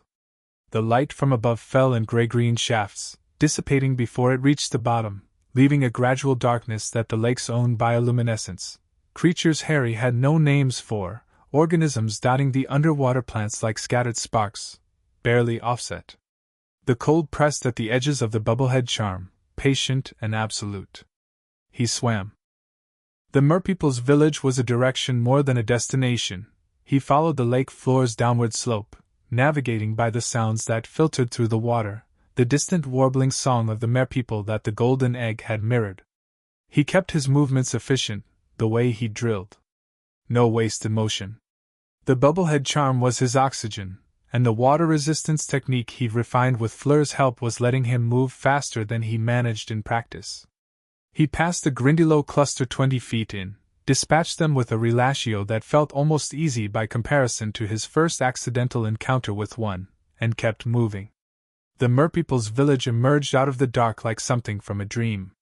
Stone structures, rough and old, decorated with bones and shells and the rusted remnants of things that had fallen from above. Merpeople drifted between them, watching Harry with flat silver eyes that expressed nothing and everything simultaneously. At the center of the village, tied to a stone pillar by a tangle of grindylowweed, were the hostages. Ron, asleep, his red hair floating around him like fire. Hermione, utterly still, her curls spread wide. A small girl Harry didn't recognize, blonde and slight. And Harry felt the recognition like a physical thing, Gabrielle Delacour. Fleur's sister. He'd seen her at the opening of the tournament, briefly. She'd been in the crowd near the Beauxbatons girls, small and silver-eyed and clearly idolizing her older sister from 3 feet away. She was maybe 8. The sight of her tied to that pillar, suspended in the black water with her eyes closed, and her small face peaceful and trusting in the way that only unconscious children manage, hit Harry somewhere past strategy and planning. He drew his wand and cut the weed. Ron first, he grabbed him, cut Hermione's weed too, and hesitated. The rules said 1 person per champion, 1 rescue. The others would be recovered at the end of the hour. The Mare people had confirmed they were in no danger. That was the rule. Harry looked at Gabrielle. He thought about Fleur in the water. Fleur, who was half Veela and half human and had trained for this and was somewhere above him in the lake right now, probably fighting through something, because the second task had not gone easily for any of them. He thought about the bond in his chest and what it would mean, what it would feel like, for Fleur to surface and find her sisters still unclaimed. He cut Gabrielle's weed. He took all 4 of them to the surface. It was harder than he'd planned. 4 people, 1 bubblehead charm, the lake fighting him every foot of the ascent. His arms burned. His lungs, protected by the charm but aware of the exertion, screamed at him. He kicked and hauled and kept moving because stopping was not an available option. He broke the surface with all 4 of them at 47 minutes. The noise hit him like a second wall. The crowd on the bank, he could hear it before he could see it, a roar that crested as his head cleared the water. He got them to the shallows, where tournament officials waded in to take the sleeping hostages from him, and Harry stood in 2 feet of freezing water, his robes waterlogged and heavy, his hair plastered to his face, and took a breath that was so cold it hurt all the way down. He looked up at the bank. Dumbledore was watching him with an expression that was partly concern and partly something older and more considering, the kind of look that meant Harry had done something that Dumbledore was cataloguing carefully. Bagman was shouting something into his magically amplified voice. McGonagall had one hand pressed to her mouth. Cedric had already finished. He was wrapped in a towel and watching Harry with respect that didn't need words. Crumb had surfaced a few minutes ahead of Harry. Harry gathered. He was standing apart from the crowd with a fixed, controlled expression. Fleur was not on the bank. Harry felt it before he understood it, the compass going sideways, the resonance in his chest going wrong in a way it never had before. Not sharp, not pain, but wrong the way a sound goes wrong when the source is in trouble. He turned, scanning the lake's surface. 30 feet out, something broke the surface. Fleur, finally, her bubblehead charm gone, her hair wild and loose and streaming, and she was swimming hard but not right, too low in the water, fighting something that had hold of her from beneath. Grindylows. A cluster of them, 5 or 6, wrapped around her left arm and her ankle, pulling her back. Harry was already moving. He didn't run into the water. He was already in the shallows, already turning, already raising his wand. The relatio he'd cast on individual Grindylows in the dark had been a single-target spell. He expanded it without entirely meaning to, intent first, execution second, and the spell that left his wand wasn't a narrow beam but a wide, sweeping arc of hot red light that hit the water around Fleur in a 10-foot circle and scattered the Grindylows like startled birds. The crowd went very quiet, and then very loud. Fleur surfaced fully, gasping, her left arm free. She got her feet under her, found the bottom, and stood, chest deep, the water streaming from her hair and her robes, and she looked across the distance between them with an expression that Harry had never seen on her face before, something cracked open in it, something unguarded in a way that was entirely different from the late evenings in empty classrooms. She reached the shallows and stopped in front of him. 2 feet of freezing water between them. Both of them soaked. The crowd noise was enormous and distant, like it was happening in another dimension. "Gabrielle," she said. Her voice was barely voice, scraped raw, not quite controlled. "She's on the bank," Harry said. "She's fine. They've got her." Fleur closed her eyes. "Open them." The thing in her expression was still there, still open. "You went back for her," she said. "Obviously. The rules said I know what the rules said." Fleur looked at him for a long moment. The water moved around them in small, cold eddies. Behind her, he could see Gabrielle on the bank, wrapped in a towel and awake now, being fussed over by Madame Maxime and 2 Beauxbatons teachers. Awake and fine and scanning the water until she found her sister. "Harry," Fleur said, And his name in her voice, with that particular weight in it, was something he filed away without knowing what category it belonged to yet. "You'd have done the same," he said. "Yes," she said. "I would have." They waded in together. Gabriel broke away from Madame Maxime the moment Fleur cleared the water, running the distance between them with the single-minded velocity of an 8-year-old who had been underwater for an hour and wanted her sister. Fleur caught her, wrapped both arms around her, and held her with a fierceness that had nothing composed or public about it. Harry watched the shimmer drop completely from Fleur for the first time, not the allure fading, but the performance of being Fleur Delacour, the armor going down, leaving just a girl with her arms full of her sister. Harry looked away. Not because it wasn't his to see, but because it was, and the privacy of it deserved space. Gabrielle looked over Fleur's shoulder and found Harry, and her silver eyes fixed on him with the directness that only small children and very old people manage. She said something in rapid French that Harry didn't follow. Fleur pulled back enough to look at her sister. Replied in French, short and quiet. Gabrielle looked at Harry again. Then, with the absolute confidence of a child who has decided something, she wriggled out of Fleur's arms, took 3 steps across the bank, and kissed Harry on the cheek. The crowd around them erupted. Harry went red. He heard Ron somewhere behind him making a sound of extraordinary disbelief.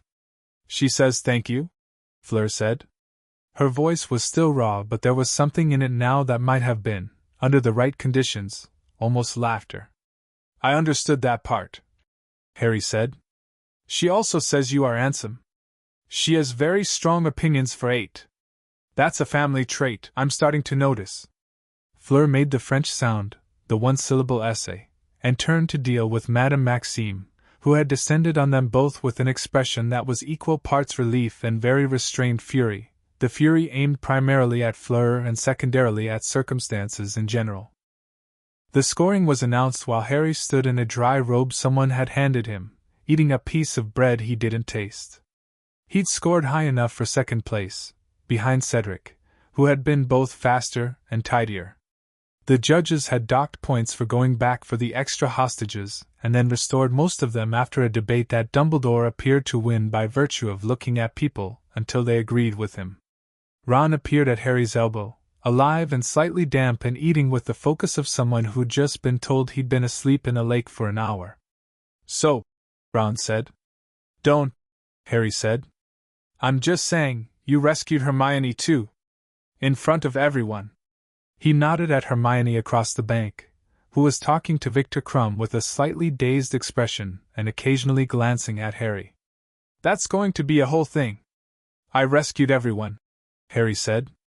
"I rescued 4 people, Ron." "Yeah, but you went back for Fleur's sister specifically." "She was 8 years old and tied to a rock in a frozen lake." "Harry." Ron lowered his voice. "I've been your best mate for 4 years and I love you, mate, but the way the two of you looked at each other when she came out of the water, Ron, was not the look of 2 people who are just working on their swimming technique." Harry stared at the lake. "I know," he said. Ron was quiet for a moment. "Is she good?" he asked, dropping the teasing. "To you, I mean. Is she actually good?" Harry thought about 7 evenings in January and a piece of parchment thrown at his head, and the blood chose, you said, not with romance but with the gravity of a fact. "Yeah," he said. "She is." Ron nodded. "Right then," he said, and ate his bread. Madame Maxime cornered Harry 40 minutes later, which he'd been expecting. She was a difficult person to avoid. She was objectively enormous, she moved with authority, and she had the particular charisma of someone who ran an institution and expected the institution to reflect her standards at all times. She found him near the equipment tents with the specific efficiency of a woman who had been maneuvering through political situations since before Harry was born. "Monsieur Potter," she said. Her English was perfect and very deliberate, each word placed exactly where she wanted it. "I would speak with you." "Madame Maxime," Harry said. She studied him. He had the sense of being evaluated not as a student or a champion but as a variable, something that had entered an equation she'd considered closed and was now requiring her to recalculate. "You went back for Gabrielle Delacour?" she said. "Yes." "Why?" It wasn't entirely a question. "Because she was there and no one else was going to get her in time," Harry said. "And she was 8. Madame Maxime was quiet for a moment. "You understand," she said carefully, "what your actions carry. At this point, given the nature of your current situation with Fleur, I understand that I rescued a child from a lake," Harry said pleasantly. Madame Maxime's eyes narrowed. She was reassessing. Harry held her gaze without flinching, without apologizing for it. "Fleur is my student," Madame Maxime said. "She is one of the finest Beauxbatons as produced in a decade. She has a future that I have spent 3 years building with her. The situation that has arisen between you is," she chose the next word with great precision, "complicated." "I agree," Harry said. "It will not make life simpler." "No," he said. "But I'm not going anywhere. And neither is she. So maybe the answer isn't to make it simpler, and maybe the answer is just to handle it." Madame Maxime looked at him for a long, measuring moment. Whatever she was expecting from a 14-year-old, this apparently wasn't it. He watched her reorganize her approach, visibly, the way a skilled person reorganizes when the terrain changes. "You are," she said finally, with the careful tone of someone issuing a verdict they hadn't planned on, "not what I expected." "I get that a lot," Harry said. She made a sound that might have been, in different circumstances, a laugh. Then she swept away, because Madame Maxime did not walk, she swept, she sailed, she moved through space as though space was expected to accommodate her, and generally did. Harry found Fleur again at the edge of the grounds as the crowd dispersed. Gabrielle was with a group of Beauxbatons girls, animated and dramatic in the French-speaking way that seemed to involve the whole body, recounting something with enormous gestures. Fleur was watching her with the specific fond helplessness of an older sibling watching a younger one extract maximum social value from a shared experience. "She's going to tell that story for years," Harry said, stopping beside her. "She is already telling it," Fleur said. "With embellishments. In that version, I think the Grindylows were much larger." She paused. "And you were probably on fire. I was barely even warm." The grounds were emptying. The iron sky had held all day, and now, in the late afternoon, it was settling toward the deep gray of early winter dark.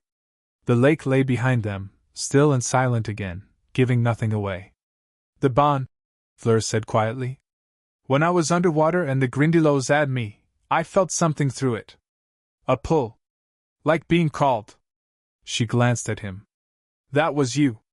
I didn't do it on purpose. I know. But I swam toward it." She was matter-of-fact about it, the way she was matter-of-fact about most things that other people might have found alarming. "It is getting stronger." "I know. We haven't decided," she said. "No," Harry agreed. "We haven't." The word decided sat between them with all its weight. He thought about what Hermione had said, "Is it you choosing, or the bond?" And he thought about January, and 70 evenings, and a piece of parchment thrown across a table, and the way she looked holding her sister. "Fleur," he said. She looked at him. "I'm not afraid of it," he said. "The bond. Whatever it becomes. I want you to know that I'm not afraid of it." She held his gaze for a long moment. The wind came off the lake, cold and clean, and moved the loose strands of her hair. "I know," she said. "That is," she seemed to search for the word, "one of the more disorienting things about you." "What is?" "That you are not afraid of anything that should matter to you," she said. "You are afraid of the wrong things sometimes. But the things that would frighten most people," she shook her head slightly, "you simply look at them and keep walking." Harry thought about his parents' voices in a Dementor's presence. About the graveyard he could feel in the tournament's future the way you feel weather before it arrives. About the name that had been following him since he was 1 year old. "I've had practice," he said. Fleur nodded slowly. Then, before she turned to go, she did something she hadn't done since the Yule Ball. She reached out and touched his face. Her fingers against his jaw, just for a moment, the kind of touch that was deliberate and quiet and meant something that neither of them needed to put into words yet. The compass in his chest went absolutely, perfectly still. Not silent, still. Like a needle that has found true north and stopped swinging. She walked away across the frozen grounds toward the Beauxbatons carriage, and Harry stood where she'd left him, and the lake held its dark secrets, and the castle watched from its hill, and somewhere above them both the clouds finally opened and let the first flakes of late winter snow come down. Behind him, he heard footsteps and knew without turning that it was Hermione. She stood beside him and didn't say anything for a long moment. "Victor was watching," she said eventually. "I know. He saw everything." A pause. "Harry, he's not just going to let this go. What I said before about people who won't accept this easily, he'll do something," Harry said. "Yes." Harry watched the snow settle on the lake's surface. Each flake there for a moment, then gone, swallowed by the dark water. "Let him," he said. Hermione looked at him. Whatever she saw in his face settled something in hers. She pulled her robes tighter against the cold, and they stood together for another minute as the snow came down, and the lake absorbed it all without a ripple. Chapter 4. Old Magic, Old Rules. 3 days after the second task, someone put a copy of the Daily Prophet under Harry's dormitory door. He found it in the morning, folded neatly, which was how he knew it was meant for him specifically and not just misdirected post. Someone had circled the story on page 4 in red ink with enough pressure to score the paper. He unfolded it, sat on the edge of his bed, and read. The headline was, Veela Entrapment? Sources suggest Triwizard champion Harry Potter under magical influence. The byline was Rita Skeeter. Harry read the article with the specific, practiced calm of someone who had been misrepresented in print enough times to recognize the architecture of it. Skeeter had gotten enough facts right to make the wrong ones plausible. Yes, they had danced at the Yule Ball. Yes, they had been seen together regularly since January. Yes, Harry had gone back for Gabrielle Delacour in the second task. These were real things. The interpretation Skeeter built around them was something else, entirely.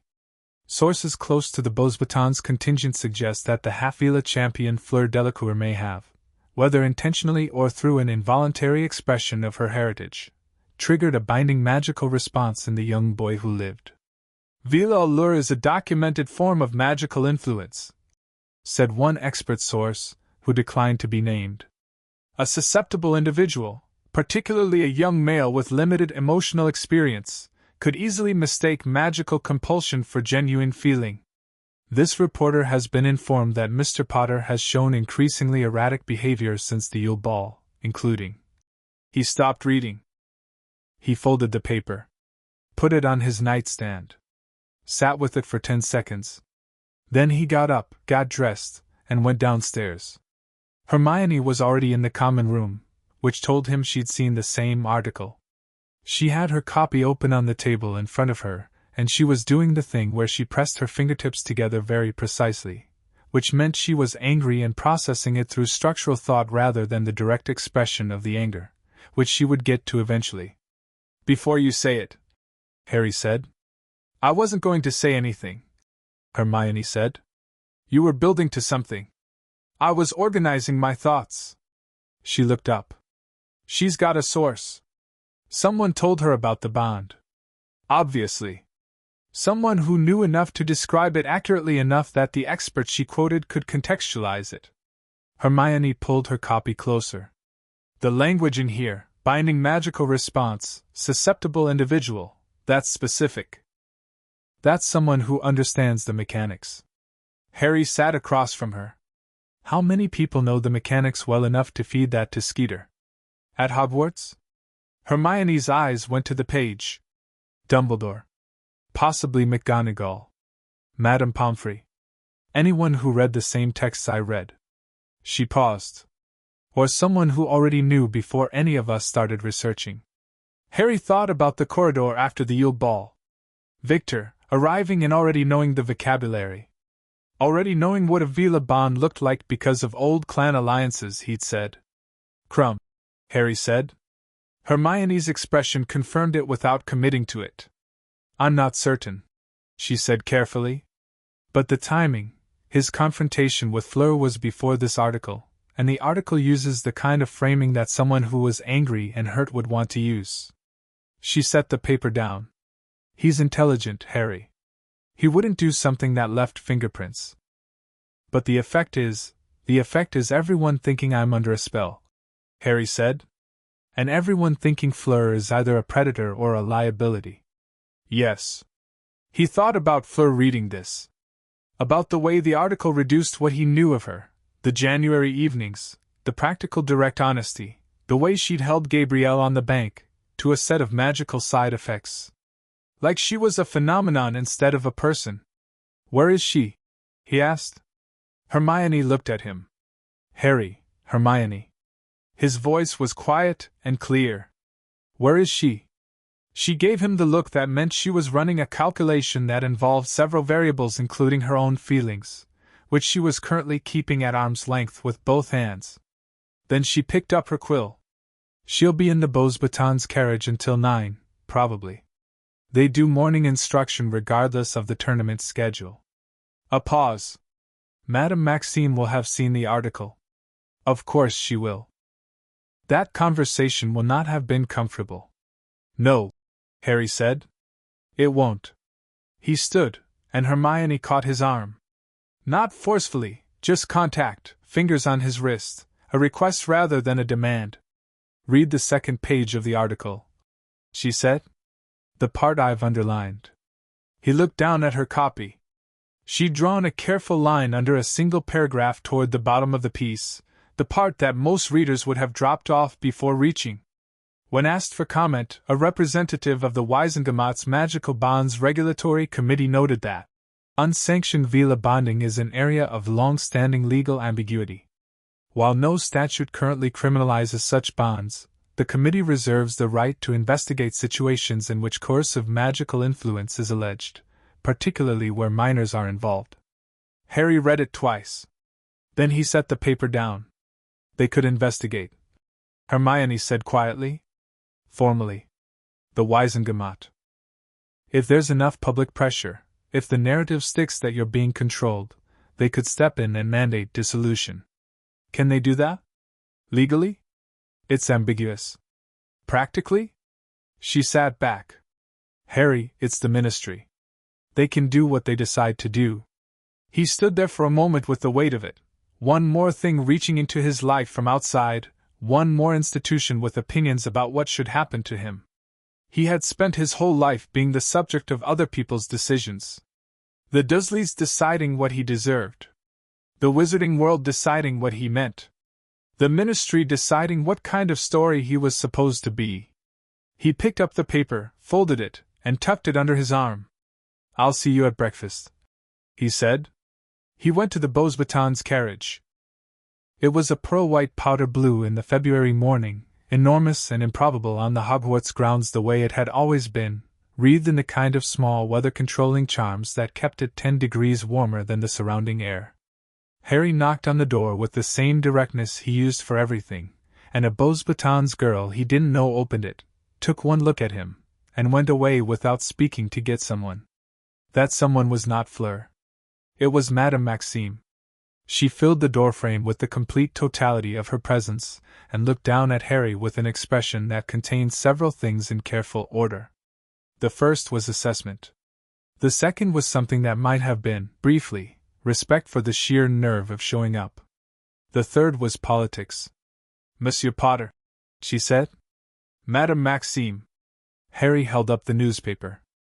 I expect you've seen this. I have. Is Fleur here? She is in instruction. I'd like to speak with her. That, Madame Maxime said, is not something I can simply permit. You understand the position this article places us in.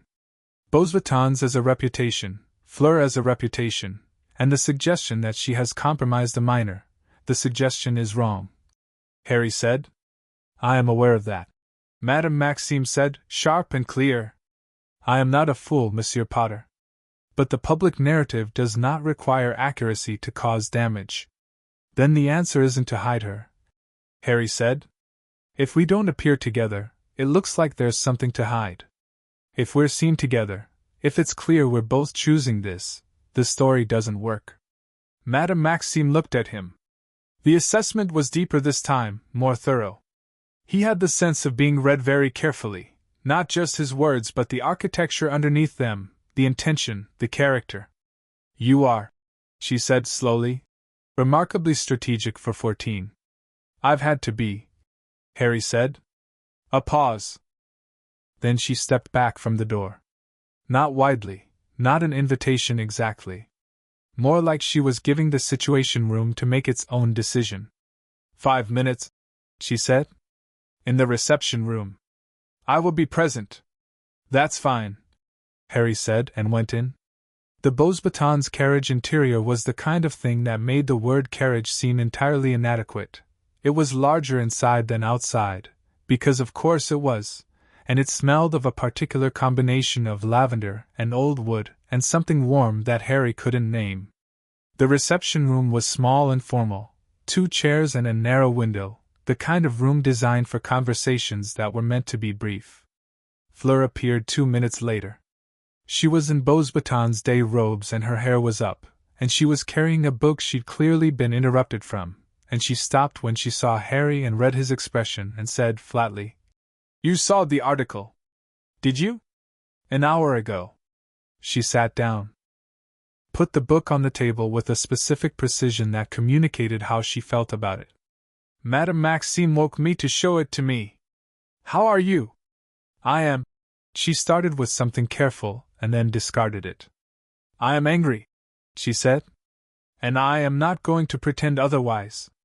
Because that article, the way it describes me, as though what I am is something that happens to people, as though my blood is a contamination. She stopped. Pressed her lips together. I know the language. I've heard that language my entire life. Oh, you must be careful nearer, the allure you know, very dangerous for susceptible boys. As though I have no control. As though I am an event rather than a person. Fleur, Harry said. I know who wrote it, she said. The Skeeter woman has been writing about you since September. She has made a career of, I know, Harry said. But that's not what I came to talk about. She stopped. Looked at him. I came because I wanted you to know that the article doesn't change anything, he said. I wanted you to hear that from me before you heard it from anyone else. Whatever pressure comes from outside, whoever is pushing whatever narrative, it doesn't change what I know. About the bond. About January. About any of it. Madame Maxime, in the corner, was very still. Fleur looked at Harry for a long moment with that expression she sometimes got. The one that wasn't the Veela shimmer, and wasn't the composed public face, and wasn't the sharp practical intelligence he'd seen in their working sessions. The one that was just her, looking at something she wasn't sure she'd expected to see. Hermione Granger thinks she can find a dissolution method, Fleur said. I know, Harry said. She mentioned it. Does she want you to use it? Harry thought about Hermione's face. The carefully controlled feelings. The way she asked questions that sounded academic but cut differently. He thought about her on the step, saying I want you to be choosing, and how honest that was, and how costly. She wants me to be choosing freely, he said. Which is different. And are you? Fleur asked. Choosing freely? Are you? He said back, not combatively, genuinely. The questions sat between them. Madame Maxime's presence had become very tactful, very background, the way a skilled diplomat makes themselves small in a room when the people in it need space to be honest. I am choosing freely, Fleur said. With every conversation. Every evening in January. Every moment I could have stepped back and didn't. She held his gaze. The bond is, it is present. I will not pretend it isn't. But it does not feel like compulsion. It feels like clarity. Like a room where all the furniture is exactly where it should be. Right, Harry said quietly. So yes, she said. I am choosing. And I intend to keep choosing, regardless of what a journalist who cannot spell Veela correctly thinks about it. Harry looked at the table for a moment, then back at her. Then we do this publicly, he said. No hiding. No managing the appearance. We let people see what it actually is. That will make things more difficult, Fleur said. Things are already difficult, he said. Difficult is the baseline. I'm more interested in honest. Fleur's mouth curved. Not quite a smile, but everything that preceded one. You are the most unreasonably direct person I have ever met, she said. Is that bad? It is, she said. One of the more disarming things about you. They walked out together, past Madame Maxime, who said nothing but watched them go with an expression that had shifted from political concern into something more complex and less easy to categorize. Hermione was waiting on the Hogwarts steps when Harry got back.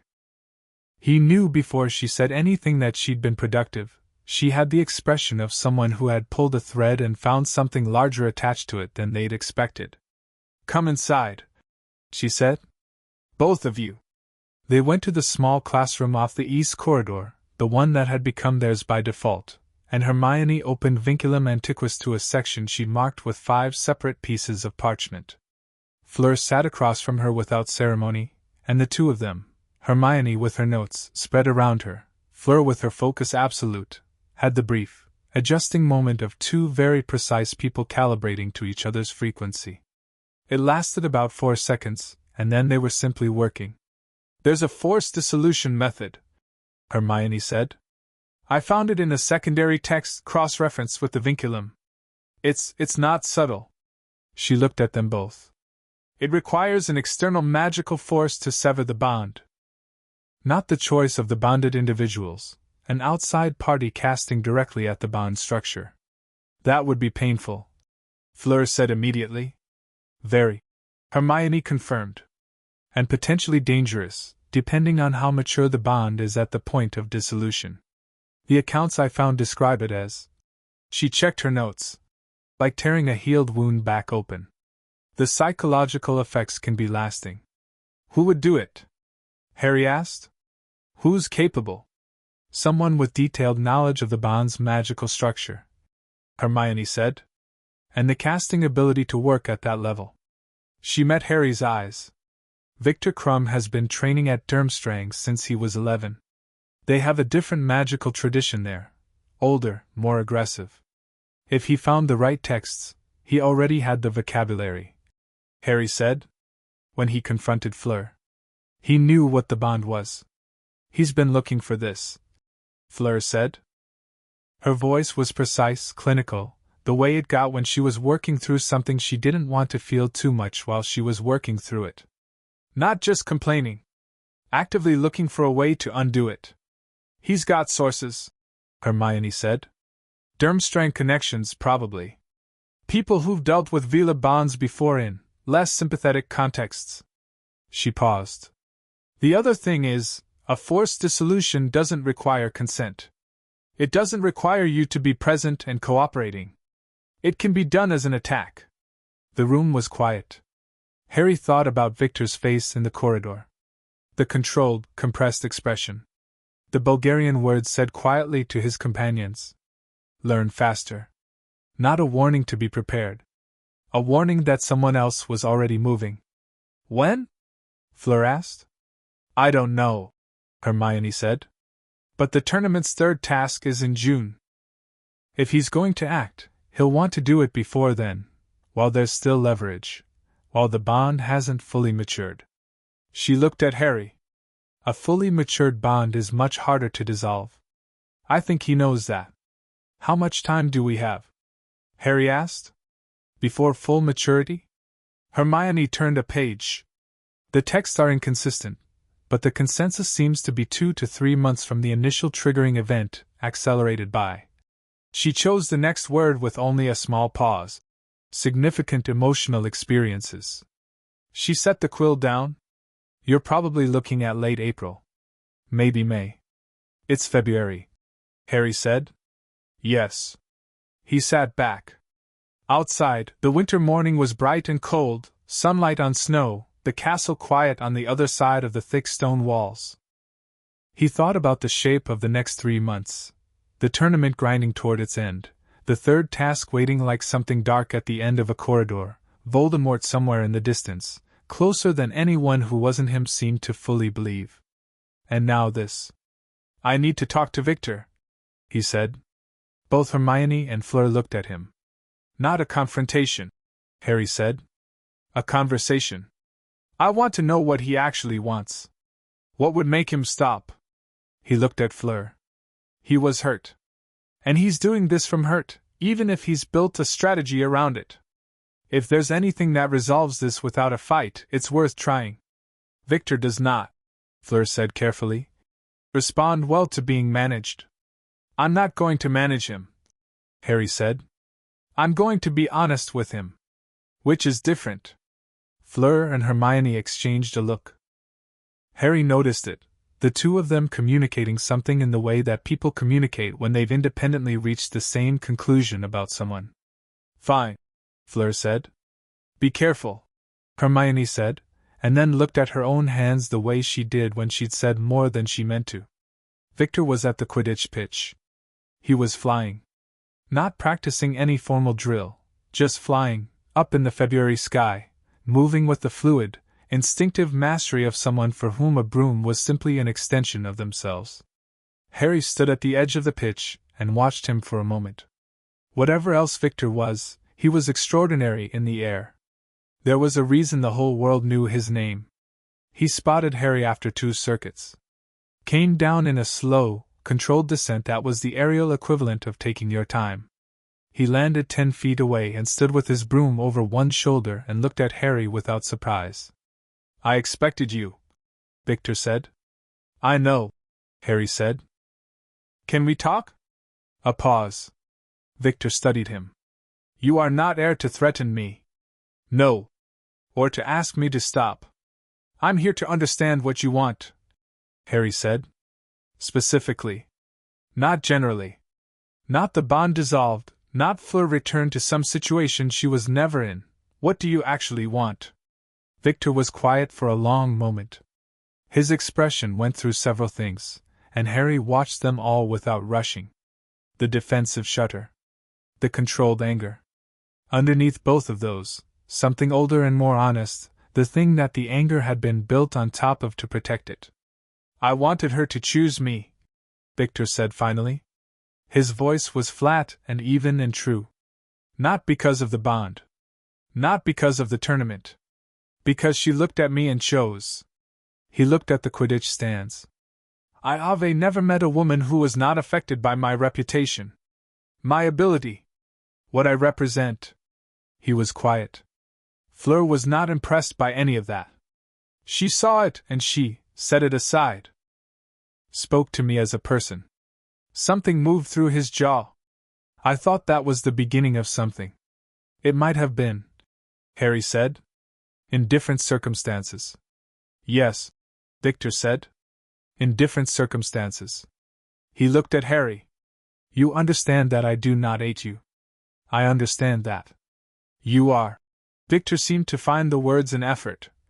Not what I expected. When I saw you at the ball. When I understood what had happened. A pause. You are very young. You keep saying that, Harry said. Because it is true, Victor said, and for the first time there was something almost wry in his voice. You are very young and you have a very old eyes. It is unsettling. I've been told. Victor turned the broom in his hand. Looked at it. The article was not entirely my doing, he said. I spoke to someone. I expressed frustration. I did not expect it to become what it became. He looked up. I am not proud of it. Harry absorbed that. But the dissolution method, he said. That's still something you're pursuing. Victor's jaw tightened. I had to know that it existed. That there was an option. He met Harry's eyes. I have not decided to use it. It would hurt her, Harry said. A forced dissolution. You know that. Yes, Victor said. The word cost him something. Then don't, Harry said. That's all I'm asking. Whatever you feel about this, and I understand why you feel it, don't hurt her to express it. Victor held his gaze for a long time. Harry didn't look away. Not because he was trying to win something, but because the moment required honesty, and honesty required being seen clearly. She chose you, Victor said. Not a question. Not an accusation. A statement of fact being spoken aloud because speaking it aloud was how you began to let it go. She's choosing, Harry said. Still choosing. Every day. Victor made a sound. Turned his broom over once more. There are others, he said finally, who will not be as restrained as I am. The Wiesengemat. The Ministry. Fudge has been looking for a reason to discredit you since September. This gives him one. I know, Harry said. Then you should be looking at that problem, Victor said. Not this one. He looked at Harry, and the expression was complicated and genuine in equal measure. I am not going to hurt her. But I cannot promise that I will be cooperative. I'm not asking for cooperation, Harry said. Just not harm. Victor nodded. Once. Definitive. He mounted his broom and kicked off, going back up into the winter sky without looking down, and Harry stood at the edge of the pitch and watched him go. When he turned around, Hermione was behind him, standing 10 yards away on the edge of the pitch, her robes wrapped around her in the cold. She'd come quietly, she was good at that, at being present without announcing herself. You heard, Harry said. Most of it. She fell into step beside him as he walked back toward the castle. You were right about him. He's hurt, Harry said. Not evil. No, Hermione agreed. Not evil. A pause. He's right about the Ministry, though. I know. Fudge is already nervous about you. About Dumbledore. If this gives him a formal pretext to get involved, to send someone, to order a dissolution, he's not going to order a dissolution, Harry said. He might, Hermione said carefully. If the public pressure gets strong enough. If the prophet keeps running pieces, he can try, Harry said simply. Hermione looked at him. The cold had put color in her face, and she was looking at him with that expression again, the one with the edges that she was managing carefully. He thought, not for the first time, about what it cost her to be who she was in this specific situation. To be brilliant and perceptive and honest enough to do her research and bring it to him, and stand beside him even when what she was helping build was something that specifically excluded her from a particular role she hadn't acknowledged wanting. Hermione, he said.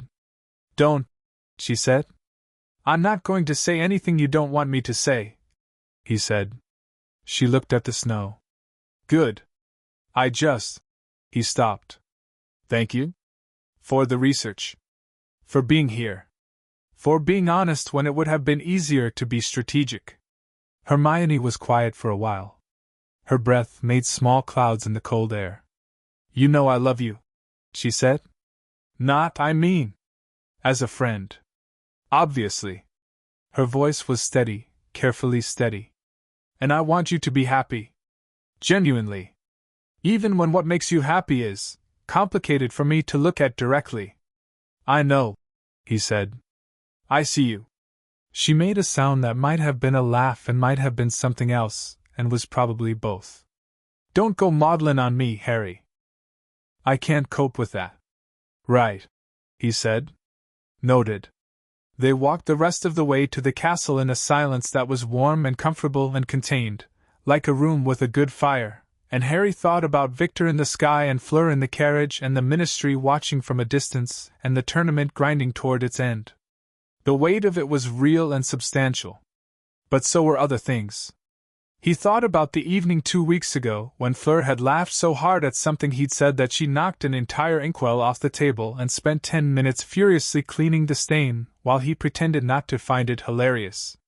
He thought about the way the compass in his chest felt right now, steady, oriented, not frantic. Like something that knew where it was going even when the path wasn't visible.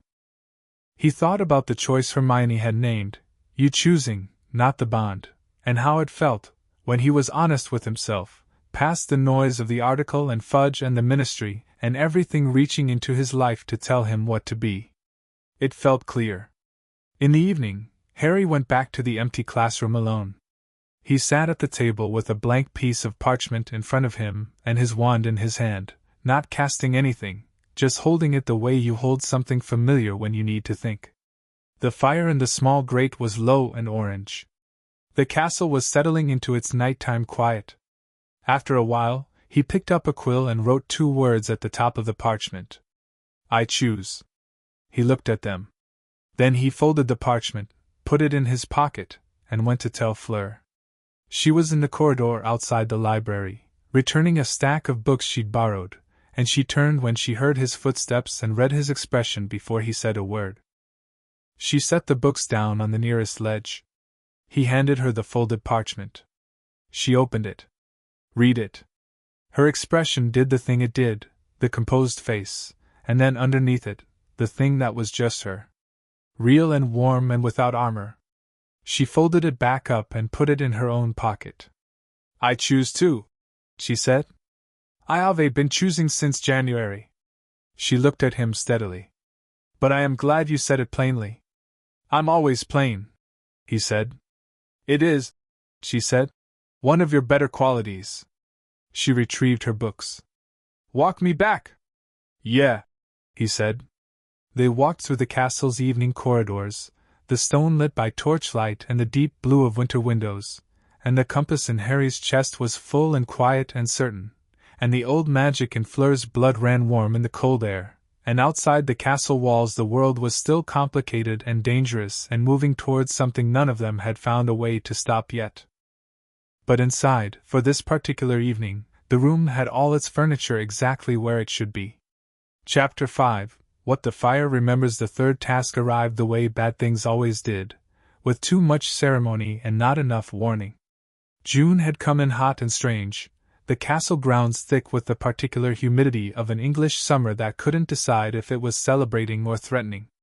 The maze had been growing in the Quidditch pitch since May, conjured by Hagrid and a team of groundskeepers who'd spent 3 weeks looking simultaneously proud and unsettled by what they'd built. By the 1st of June it was 20 feet tall, dense and dark, and from the castle windows it looked like something that had always been there, like the grounds had grown it naturally, the way a body grows a tumor. Slow, inevitable, requiring no permission. Harry stood at the entrance on the evening of June 24th, and felt the tournament end pressing at him from all sides. The crowd in the stands was the largest yet, not just Hogwarts, Beauxbatons, and Durmstrang students but families, ministry officials, journalists, the specific festive dread of a large crowd that wanted spectacle. Bagman's amplified voice carried over all of it, smooth and enthusiastic, the voice of a man who had never personally been inside the maze. The champions stood in a line. Cedric, collected and calm. Krum, focused inward, his face the blank professional mask of a serious competitor. Fleur, in Beauxbatons competition robes, her chin up, her eyes sharp. She found Harry's eye, and something moved between them that wasn't quite words and wasn't quite the compass. It was more specific than direction, more articulate than warmth. 4 months of evenings and arguments, and a piece of folded parchment, and the lake's cold water and choosing again, and all of it compressed into a single look that lasted 3 seconds and said everything that mattered. Then she looked away, back to the maze. Professional. Ready. Harry looked at the maze too. He'd prepared. More than he'd prepared for anything in his life, including the dragon, including the lake.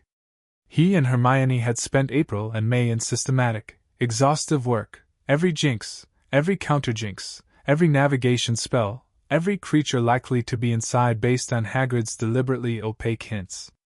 He'd drilled until the spells came without thought, until his wand felt like an argument he'd already won.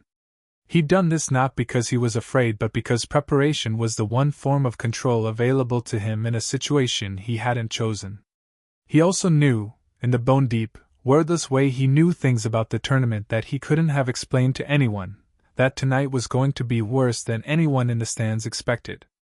The whistle blew. They went in. The maze swallowed sound.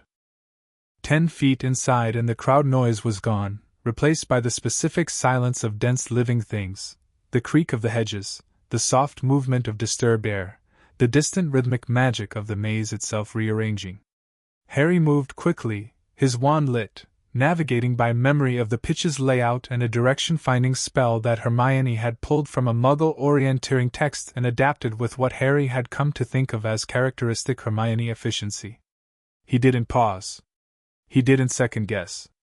He went left at the first junction, right at the second, and when a blast-ended script the size of a dining table came at him from around the third corner, he put it down with a combination of impedimenta and stupefy without breaking stride.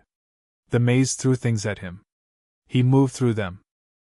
A boggart, which was interesting tactically, because boggarts drew on fear and whatever lived in the maze's enchantment had miscalibrated him, because what emerged from the shadows was not Voldemort, or Sirius in Azkaban, or any of the shapes he would have expected.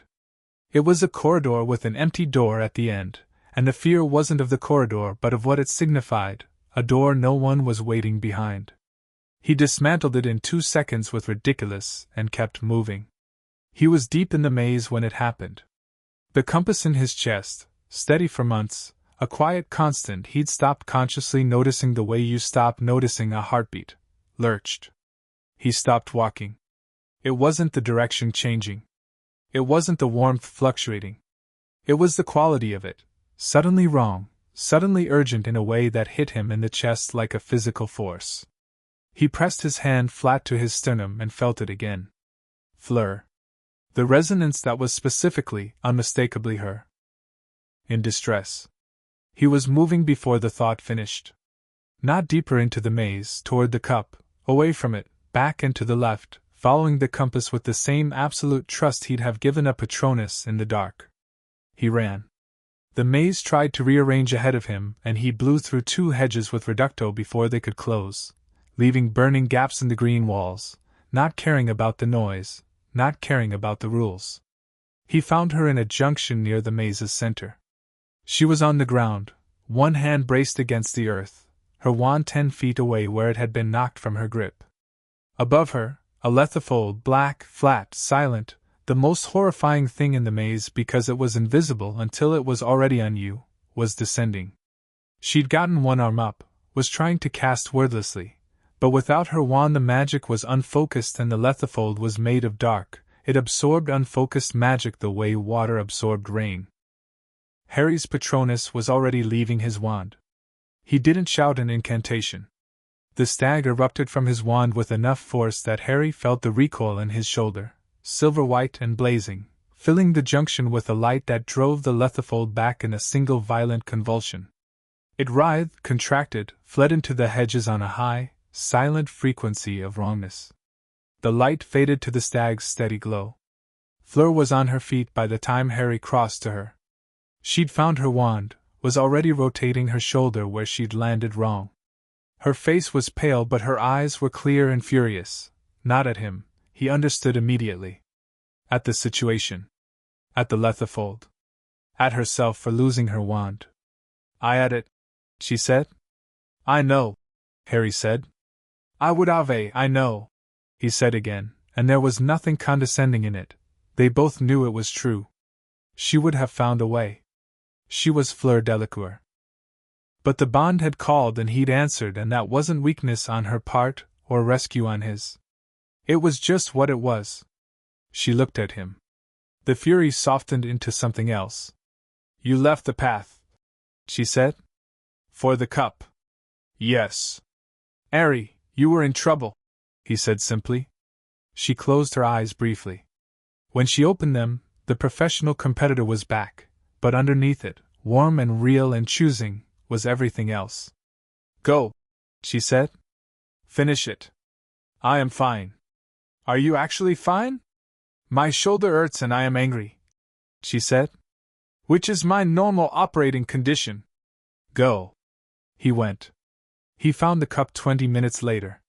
It was at the center of the maze, exactly where geometry suggested it would be, blazing pale blue in its own light. Cedric Diggory was there too, arriving from the opposite direction, both of them stopping 6 feet from the cup with the understanding of two people who have reached the same destination by different roads. They looked at each other. "Together," Cedric said. "Together," Harry agreed. They reached for it at the same moment, and the world came apart. The portkey pulled in every direction at once, the ground gone, the maze gone, the sounds and smells of the evening gone, replaced by the whirling dark transit of uncontrolled magical travel. Harry held his wand and held Cedric's arm and held the thought of the compass in his chest, still warm, still present, still there, and then the ground came back, wrong ground, dark ground, the smell of old earth and cold grass and something that wasn't Hogwarts. A graveyard. The name came back to him the way all terrible things came back, not slowly, but all at once. Riddle. The stone. The cauldron. Pettigrew, small and quick and apologetic in the practiced way of someone who had been making apologies for cowardice his whole life. Kill the spare. Harry couldn't stop it. He could only watch, and try, and fail to be fast enough, and feel the curse hit Cedric and knock him sideways with a finality that had no argument.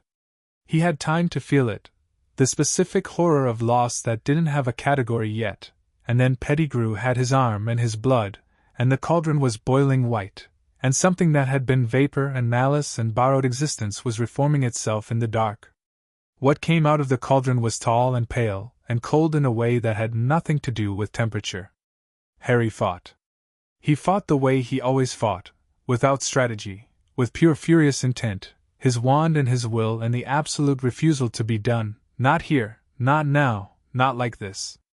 He survived the priori incantatem by instinct and his parents' voices and something that he didn't fully understand but recognized as love made solid, love so old and genuine it could hold a magical connection against the weight of a Dark Lord's power. He felt the graveyard in his body, the Cruciatus, twice, each one taking a piece of something that was going to take time to name. He felt Cedric's weight in his arms when he grabbed him and refused to leave him in that dark place. He felt the portkey yank him back, and the transition was agonizing in a way that physical pain didn't quite cover. It was deeper than that, in the place where the bond lived, a kind of rupture that made him understand for the first time why Hermione had used the word tearing. He landed on the Hogwarts grounds and everything stopped being controlled at the same moment. The crowd noise was enormous and immediate. The stands were lit, full, the tournament's festive end still in progress out on the pitch's edge. People were rising from their seats, pointing, not yet understanding what they were seeing. Harry was on the ground with Cedric beside him, holding him, and he couldn't quite let go yet. He was aware of people running, Dumbledore, McGonagall, Moody, and he was saying something, he didn't know what, and someone was trying to take Cedric from him, and he let them because he had to. He was dimly aware, through all of it, of the compass in his chest. It was not where it usually was. It was burning. He never felt it like this, not the warm, steady hum of proximity, not the directional pull of distance. This was like an alarm, like something that had been quiet for months suddenly screaming, and it was coming from inside the crowd. Later, people would try to describe what they saw from the stands when Fleur Delacour came off the viewing benches and through the tournament barrier. The accounts varied.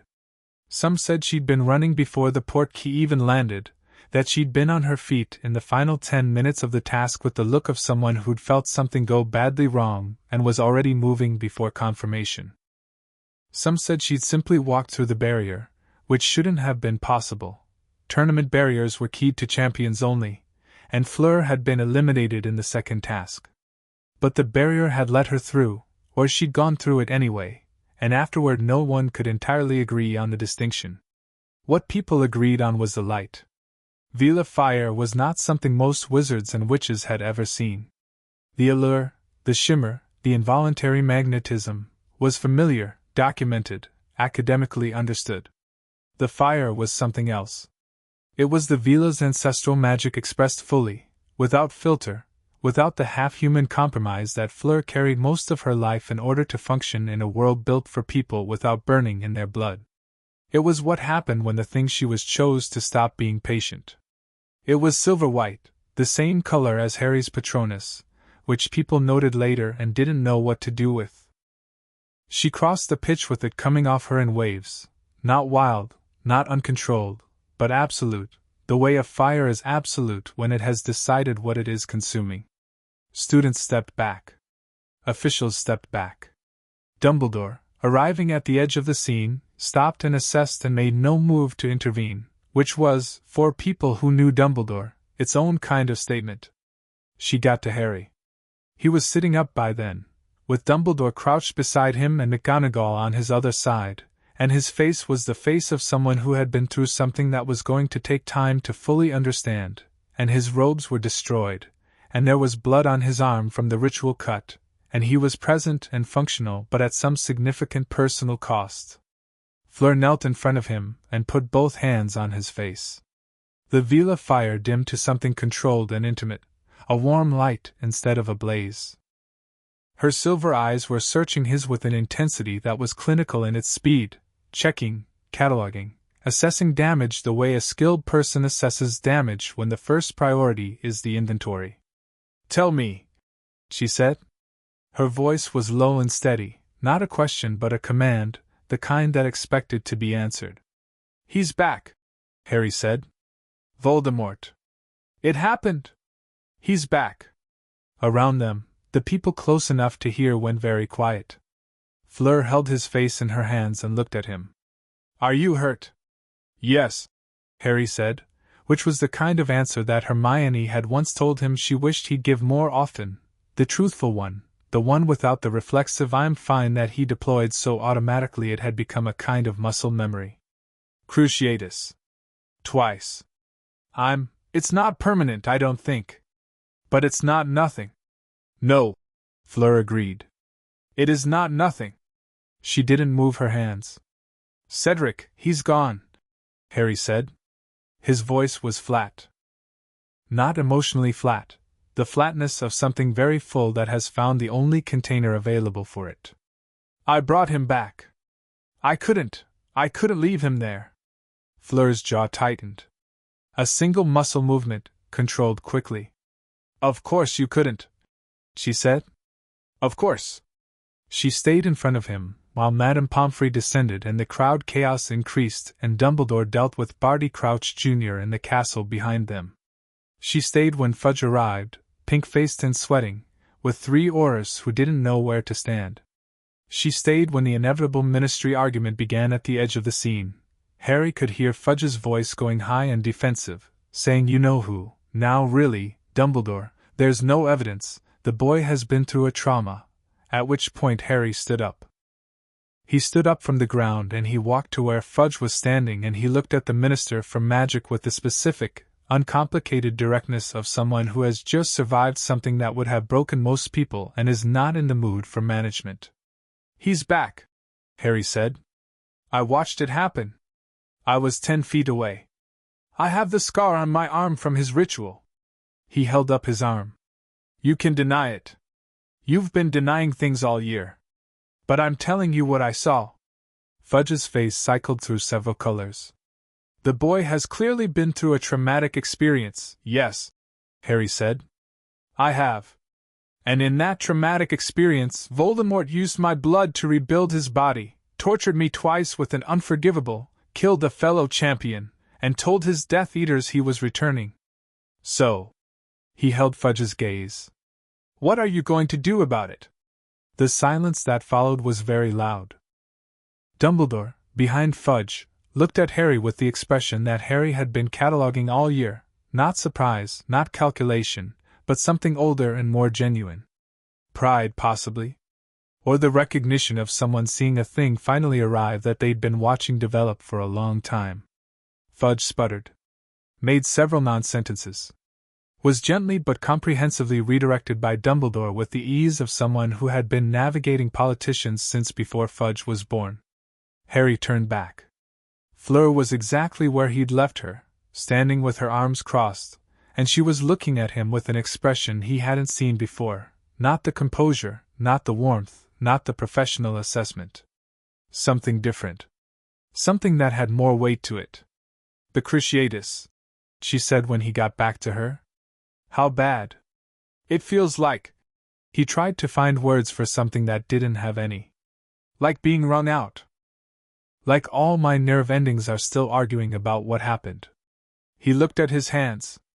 They were, very slightly, not entirely still.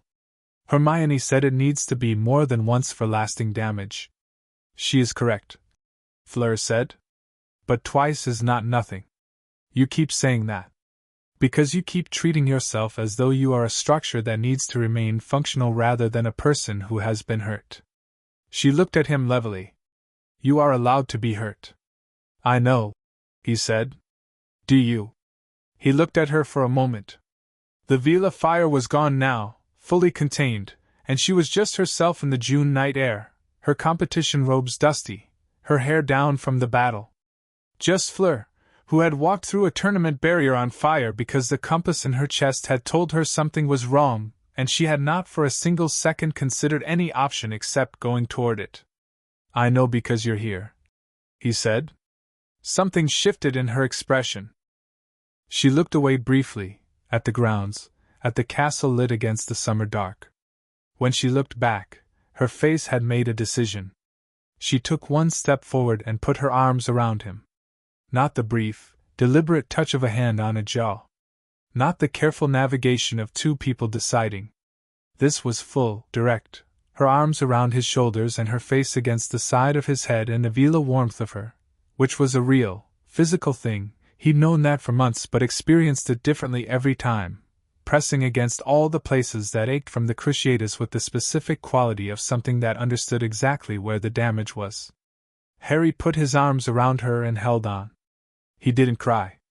He thought about Cedric, about the cauldron, about his parents' voices in the Priori Incantatem, his mother's voice, saying his name, and the specific devastation of hearing it briefly, and then having it go. He held all of it, and he held Fleur, and the compass in his chest was not a compass at all tonight. It was just warmth, simple and complete, the kind that didn't require direction because he was already where it was pointing. They stood there on the Hogwarts grounds while the summer night settled around them and the ministry argued and the tournament officials tried to restore order, and students streamed back to the castle in frightened clusters. They stood there for a long time.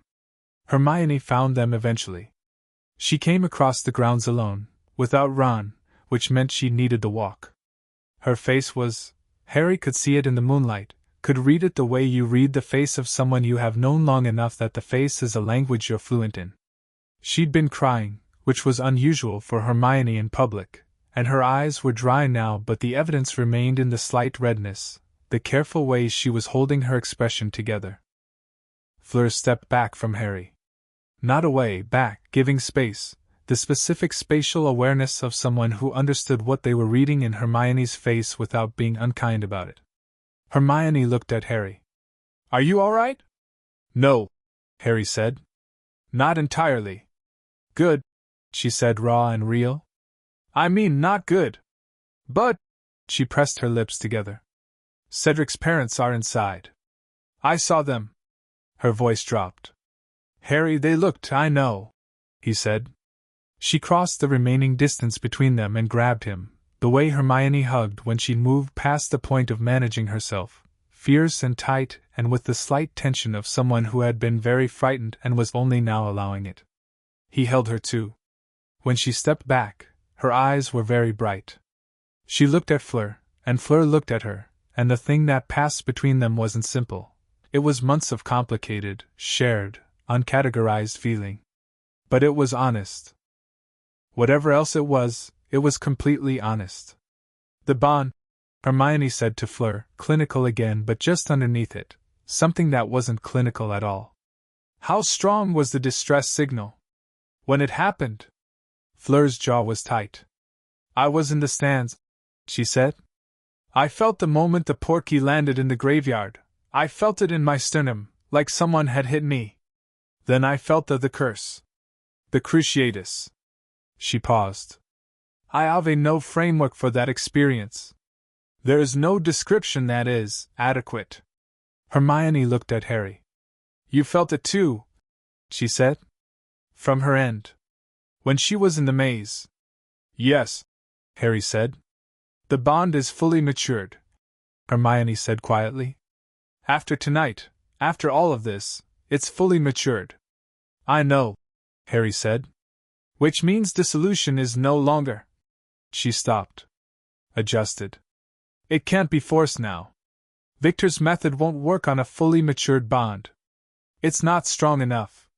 She was saying this for information, Harry realized. Not for herself. She was handing him and Fleur a fact and making sure they both had it. Thank you, Fleur said. And she meant it, not the social thank you but the real one, the one that was acknowledging what Hermione had done, and what it had cost, and not pretending otherwise. Hermione nodded. Her chin was up and her eyes were dry, and she was every inch Hermione Granger, which meant she was absolutely not going to fall apart about anything in public, and also which meant that the intelligence, and the precision, and the enormous loyalty that she carried everywhere she went was intact and operational and pointed in his direction regardless of anything else. There are things to deal with, Hermione said. Tomorrow, and the day after. The Ministry, the press, Dumbledore's plans, whatever Voldemort is doing right now with his restored body and his Death Eaters. There is a great deal. Yes, Harry said. Tonight you should rest. She looked at him steadily. Can you do that? I'll try, he said.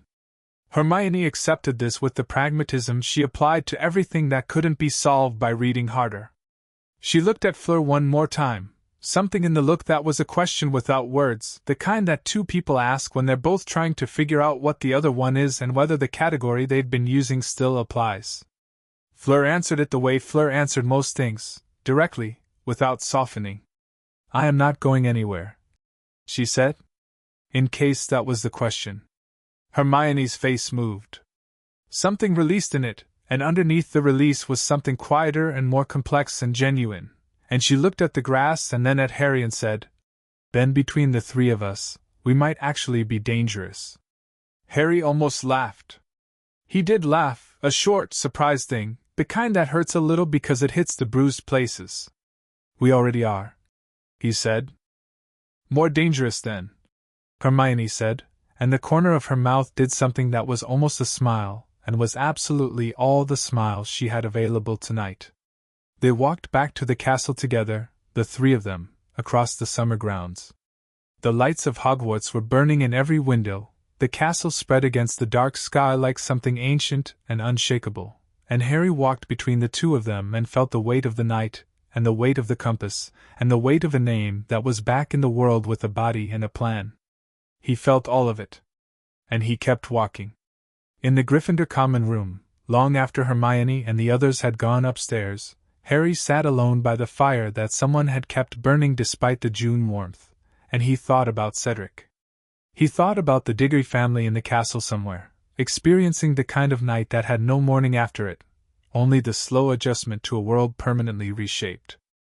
He thought about the graveyard and the pale figure from the cauldron, and how returned he had felt, how completely, absolutely present, like a pressure that had been building somewhere offshore had finally reached the shore. Harry had been carrying Voldemort's shadow for so long that he'd partially stopped believing the source was real. Tonight had removed that question entirely. The fire cracked. A log shifted. He thought about Fleur's arms around him on the grounds. The warmth of the bond in his chest, full now, Hermione had said, complete, no longer a developing thing but a mature one, irreversible and chosen in his. Something that had started with a door opening quietly in the middle of a winter dance had become something that stood up to a graveyard and the worst curse he knew and came out the other side warm. He pressed his palm to his chest, the way he had on the very first night. Felt the bond there, steady, full, a heartbeat next to his heartbeat. He was 14 years old and he had faced the resurrected Dark Lord and walked back out of the dark, and the person who'd felt him coming home before he landed was on the other side of the castle grounds in the Beauxbatons carriage, and in the morning there would be the Ministry, and the press and a war beginning in earnest. Harry sat with all of that. Held it. Didn't run from any of it. Then he went upstairs and slept, and for the second time since December, he didn't dream of anything dark. Chapter 6. Fire Answers Fire. The morning after was a Tuesday. Harry knew this because he'd looked at the calendar on the common room wall before anyone else was awake, and confirmed that the world was still running on its ordinary schedule, still marking days in the ordinary way, as though the night before had been a night like any other. Tuesday, June 25th. The castle was quiet in the way that followed catastrophe, the specific hush of a place that has processed something too large and is still working out where to put it. He'd been awake since 4. Not anxious, exactly. Alert. Like every nerve had recalibrated overnight to a new baseline that was sharper and less forgiving than the old one. He dressed and went downstairs and found Dumbledore's note on the table. Harry, when you are ready, come to my office. There is no urgency. Take the morning if you need it. The no urgency told him there was some urgency. Dumbledore's language had always been like that, the spaces between the words carrying as much weight as the words themselves. Harry ate breakfast alone, methodically, eggs and toast and 2 cups of tea, because Fleur had told him twice in April that he had a tendency to skip meals when he was inside his own head, and it made him stupid in precisely the moments that required him not to be. He thought about that while he ate. The way her voice lived in his head now, not intrusively, not compulsively, but naturally. The way any voice lives in your head when you've listened to it enough that it becomes part of your own thinking. He finished breakfast. Went to see Dumbledore. The headmaster's office was already occupied when Harry arrived. Dumbledore sat behind his desk with the careful stillness of a man who had been awake all night and wasn't going to mention it. Snape was by the window with his arms folded and his face arranged into the expression he wore when something had confirmed a long-held belief, and he was deriving no satisfaction from it. McGonagall sat in the corner with a cup of tea she wasn't drinking. And Kingsley Shacklebolt, a ministry aura with a presence like a wall and eyes that moved constantly, cataloguing everything, stood near the door. Harry took the empty chair. "Good morning, Harry," Dumbledore said. "What's happened?" Harry said. "Fudge," Snape said, which was a complete sentence. Dumbledore held up one hand. "Cornelius held a press conference this morning at 7 o'clock. He has declined to confirm the events of last night as you described them. His official position is that Cedric Diggory was killed by a rogue jinx, that you experienced a traumatic episode that produced a—" Dumbledore's voice was perfectly even. "Confused account of events, and that the Ministry is launching an investigation into the safety protocols of the Triwizard Tournament." Harry absorbed this. The fire in his chest, which had been warm all morning, did something specific at the edges. Not the bond, something older, more personal. Anger, clean and certain. "He's calling me a liar," Harry said. "In the most sympathetic possible language," Dumbledore said. "That's still calling me a liar." "Yes," Dumbledore agreed. "It is." "And Cedric," Harry said. "His family, they're going with rogue jinx." "The Diggory family has not been consulted," Kingsley said, his voice low and deliberate. "They were informed of Fudge's position this morning by Owl, simultaneously with the press release." Harry sat with that for a moment. Amos Diggory, who had been proud of his son in the specific, fervent way of fathers for whom their children are the best thing they've ever done, learning from a ministry owl, alongside the newspapers, that the story of his son's death had already been decided for him. "All right," Harry said. McGonagall looked at him over her tea. "All right?" she repeated sharp. "All right, meaning, I understand the situation." He looked at Dumbledore. "What do you need from me?" "Your testimony," Dumbledore said. "In full. Written and witnessed. We are beginning to assemble people. People who understand what last night means and are willing to act on that understanding." He met Harry's eyes. "I am sorry to ask this of you so soon after, don't apologize," Harry said. "What else?" Kingsley, by the door, made a small sound that might have been approval. Snape, by the window, examined the ceiling. They spent 90 minutes on Harry's account. Every detail, in order, without hedging. Pettigrew. The graveyard. The ritual. The names Voldemort had called out, the Death Eaters who'd come back, the ones who hadn't. Priori Incantatem and what it meant, technically, and what it had cost him to hold it. He told it straight and complete, the way he'd learned to tell things, without performing distress and without minimizing what had been there to be distressed about. When he finished, the room was quiet. "You are," Snape said, still looking at the ceiling, "either the bravest or the most reckless person currently residing in this castle." "I've always thought those were the same thing," Harry said. Snape looked at him. Something moved through his expression that was too quick to read. "They are not," Snape said, and his voice was, very briefly, something other than its usual precision. "But in your case, the distinction may be academic." Harry left Dumbledore's office and found Victor Crumb outside. Not waiting for him specifically, or not only that. Victor was sitting on the stone bench outside the gargoyle entrance with his forearms on his knees, watching the corridor with the expression of someone who had something to say and had been preparing how to say it since before dawn. He looked, Harry noticed, genuinely tired. Not the performance of fatigue but the real thing, the kind that reached the eyes. He stood when he saw Harry. "I heard," Victor said. "About last night. About what happened in the maze." He paused. "About what happened after." "Right," Harry said. "Is it true?" "About." Victor's jaw moved. "Is it true that he is back?" "Yes," Harry said. Victor looked at the floor briefly. When he looked up, his expression had shifted from whatever preparatory conversation he'd been rehearsing into something more direct, less managed. "I was at Durmstrang for 7 years," he said. "Karkaroff was our headmaster. I knew he was afraid. I knew the kind of afraid he was." He met Harry's eyes. "When he ran last night, I watched him run. And I understood." "You believed me," Harry said. "Before Dumbledore confirmed anything." "I believed you in February," Victor said. "In the corridor. When I told you to learn faster." He was quiet.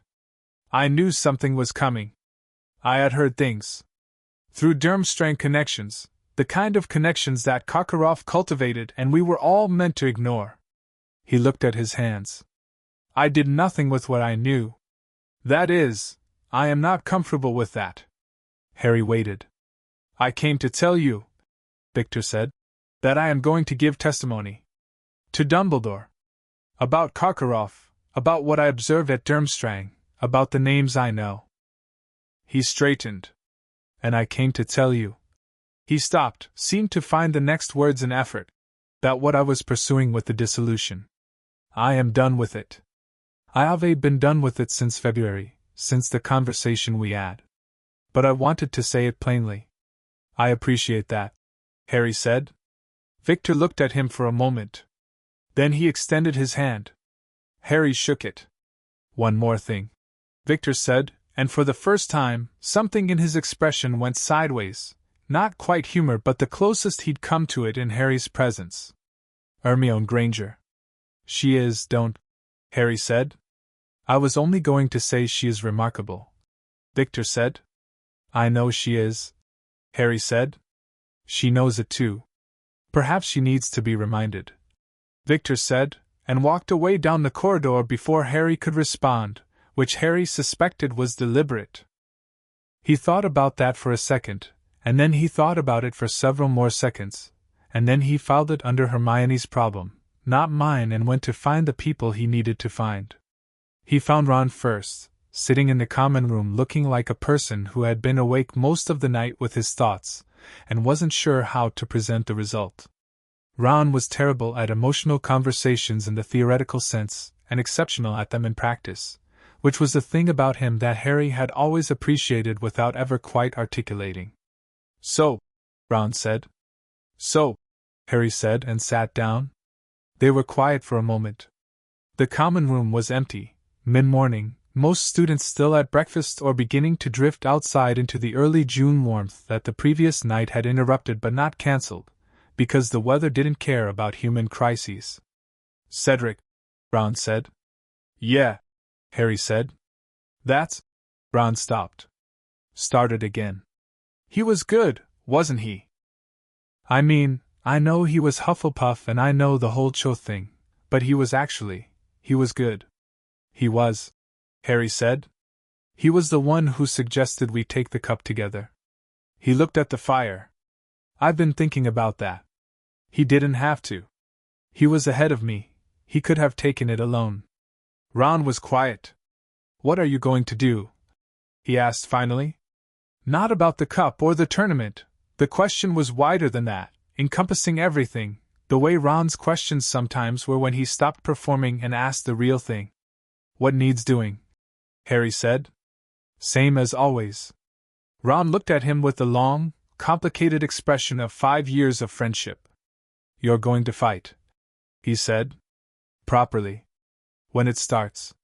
It's already started, Harry said. I know.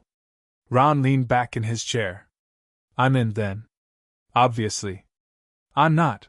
I mean, I'm stating it for the record because apparently we're at the stage where things need to be stated. Noted, Harry said. For the record. Right. Ron picked up the exploding snap deck from the table and put it back down without opening it. Also, mate Fleur. Is that really yes? Harry said. It's really.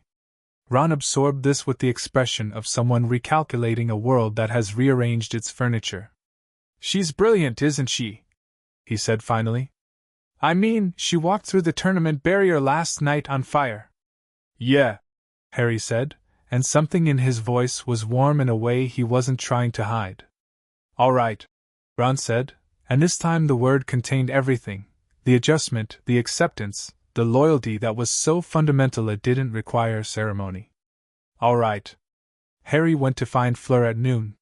She was waiting for him, which he knew before he crossed the castle grounds, because the compass was facing directly toward the Beauxbatons carriage and vibrating at a frequency that meant she was aware of him approaching. She came out the carriage door before he knocked, and they stood on the steps in the June sunlight, and neither of them said anything for a moment. She looked tired. Not the way Dumbledore looked tired, or Victor, differently. Like she'd spent the night in the specific exhaustion of someone who had felt something terrible happen to a person they cared about, powerlessly, through a magical connection that didn't care about distance, or walls, or the hour of the night.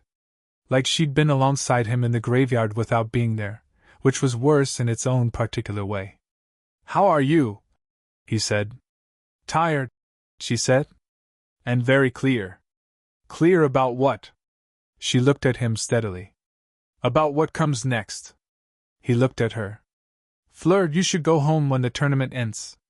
Beauxbatons, France, your family. You should go home and be somewhere that isn't in the middle of a war that isn't yours. She made the French sound. The one-syllable essay. Non. I mean it, he said. It's going to get bad. It's already bad. He's back and Fudge is covering it up and Dumbledore is building something and it's going to pull everyone I'm near into, Harry. Her voice was quiet and unambiguous. If you finish that sentence in the way I think you are finishing it, I will be very irritated with you. The war was already a war before last night, she said. You did not start it. And I am not a person who can be managed towards safety by someone who cares about me. She tilted her head. Do you know why? Because you're Fleur Delacour. Because I am Fleur Delacour, she confirmed, with the precise delivery of someone who finds the name entirely sufficient as an argument. And because the bond is... She paused, choosing the word with care. Complete. I felt what happened to you last night. I will feel what happens to you going forward. Sending me home does not stop that. It only removes my ability to be useful. Harry looked at her for a long moment. The sunlight was warm on the steps and behind her the Beauxbatons carriage gleamed its improbable pearl blue, and she was looking at him with a patience that was not passive. It was the patience of someone who has already arrived at their destination and is waiting for you to catch up. The bond chose well, he said. Her expression did the thing, the composed face, the real face underneath it, warm and unguarded and choosing. Yes, she said. It did. Both ways, he said. Both ways, she agreed. They were on the castle steps when Madame Maxime found them, which meant they'd been standing there for a while without moving. She descended from the carriage with the measured pace of a woman who had made several large decisions overnight, and was ready to communicate them. "I have ridden to Beauxbatons," she said without preamble, addressing them both with equal weight, which itself communicated something. "Fleur's presence ere beyond the tournament's end, it requires formal arrangement." "I have begun that arrangement." Harry stared at her. "You cannot have a half-Veela bond in active maturation in the middle of a war and simply ignore the practical implications," Madame Maxime said, with the brisk tone of someone managing logistics. "It requires proximity. It requires structure. Beauxbatons has a relationship with Hogwarts that can be extended." She looked at Fleur. "I have also spoken to your mother." Fleur's chin came up. And your mother said, in several more words than were strictly necessary, that she had known since you were small that you would find someone the blood recognized, and that if you had found them at Hogwarts of all places, that was your business, and she would like to meet him." Madame Maxime's expression, very briefly, was human. "She also sent this." She produced a small envelope. Fleur took it. Looked at it. Put it in her pocket to read later, privately, with the expression of someone who knew they were going to need privacy for it. "Monsieur Potter," Madame Maxime said, "I will not pretend I have found this situation uncomplicated. I have found it extremely complicated. But—" She paused, and the pause had the quality of something being said for the last time, and then never again. "I have watched you this year. And I believe that whatever this is, it is real. And real things deserve the space to exist." "Thank you," Harry said. "Do not thank me," she said crisply. "Thank me by surviving this war. Alive. Both of you." She turned and went back inside with the decisive precision of a woman who had said what she came to say and didn't require applause. Victor's attack came at 3 o'clock. Not Victor himself. Victor was with Dumbledore giving his testimony, which meant his hands were literally clean, which Harry, in retrospect, should have recognized as a structure. The attack came through 2 Durmstrang students and a wizard Harry didn't know, middle-aged, professional, carrying himself with the specific bearing of someone who'd been hired to do something and intended to do it efficiently. He appeared in the corridor outside the library when Harry and Fleur were walking back from the East Wing. Not Victor's idea. Harry understood this instantly and completely. Victor had been honest that morning. This was whoever Victor had spoken to in February when he'd been at his angriest, the connection, the Durmstrang network that traded in old magic and older grudges, who had taken Victor's moment of hurt and built something operational out of it that Victor had since walked away from but hadn't managed to fully dismantle. The professional wizard raised his wand without greeting, without preamble, which told Harry everything about his brief. The spell he cast was old. Harry felt it before he could name it, a low, resonant frequency aimed not at either of them physically but at the space between them, the bond's signature, trying to find the seam in it. A forced dissolution, the same architecture Hermione had described, wielded by someone who knew exactly what they were doing. Harry stepped in front of Fleur. Not because she needed protecting. Because the dissolution was aimed at the bond from his side and blocking its vector from her meant placing himself between the spell and its anchor point, which was strategically correct regardless of any other implication. The spell hit him. It felt like, he'd find words for it later, when he had distance, it felt like someone trying to rip a root out of living ground. Like something that had been growing in him for 6 months suddenly under attack from outside. The pain was specific and interior, nothing like the cruciatus, more like a tearing at something fundamental. He held it. Not passively, he pushed back. He didn't know the counterspell because there wasn't one in any book he'd read, but he knew what the bond felt like from the inside and he pushed toward that feeling, toward the warmth and the compass and the choosing, and he pushed his intent down his wan arm and cast something that wasn't in any textbook. The spell that came out was silver-white. The same color as his Patronus. The same color as Fleur's fire. It hit the dissolution spell and the corridor lit up like noon. The professional wizard stumbled backward. One of the Durmstrang students raised his wand and Harry had already turned, already cast, Expelliarmus, his spell, the one people laughed at until it disarmed them, and the wand flew. The second student made a move and Fleur's wand was already up, her spell precise and instantaneous, a binding jinx that wrapped the student from wrist to ankle and dropped him neatly. 3 seconds. 2 disarmed, 1 on the ground. The professional wizard looked at Harry from the floor, where Harry's silver-white spell had knocked him, with an expression that had moved through several phases rapidly and arrived at reassessment. He was unhurt. Harry hadn't tried to hurt him, only stop him, but there was something in his face that suggested he hadn't expected what he'd encountered. That was, Hermione said from behind Harry, which was when Harry realized she'd been in the library and had come out at the sound of spellwork. A variation on a Patronus charm applied to a bond structure. Which shouldn't be theoretically possible. Which means you just invented something. I didn't invent anything, Harry said. You absolutely invented something, Hermione said, looking at him with the expression she reserved for magical events she needed to document immediately. I need to write this down. Can we deal with them first? Harry said, nodding at the floor. Hermione looked at the 3 subdued attackers. Oh. Yes. Obviously. McGonagall arrived 70 seconds later, which meant she'd been close enough to feel the spell discharge or someone had run to get her, and she took in the scene with the speed of someone who had been managing crises in this castle for decades. The 3 men were handed to Kingsley, who appeared behind McGonagall with the efficiency of someone who had been half expecting this, and the corridor sorted itself out. McGonagall looked at the scorch mark on the stone wall where Harry's spell had landed, and then at Harry. Her mouth was in a thin line that meant several competing feelings were being managed simultaneously. Are you hurt? She said. No, Harry said. Then, remembering Fleur's voice in his head, a little. The dissolution hit before I blocked it. The bond is fine. But it was unpleasant, Fleur said. Very unpleasant. Harry agreed. McGonagall looked at the scorch mark again. Miss Delacour, she said, I would appreciate a full account of what happened here for the record. Of course, Fleur said, and her voice was entirely professional, because Fleur gave perfect accounts when accounts were required and saved her feelings for people who'd earned them. McGonagall left. Kingsley left with his 3 detainees.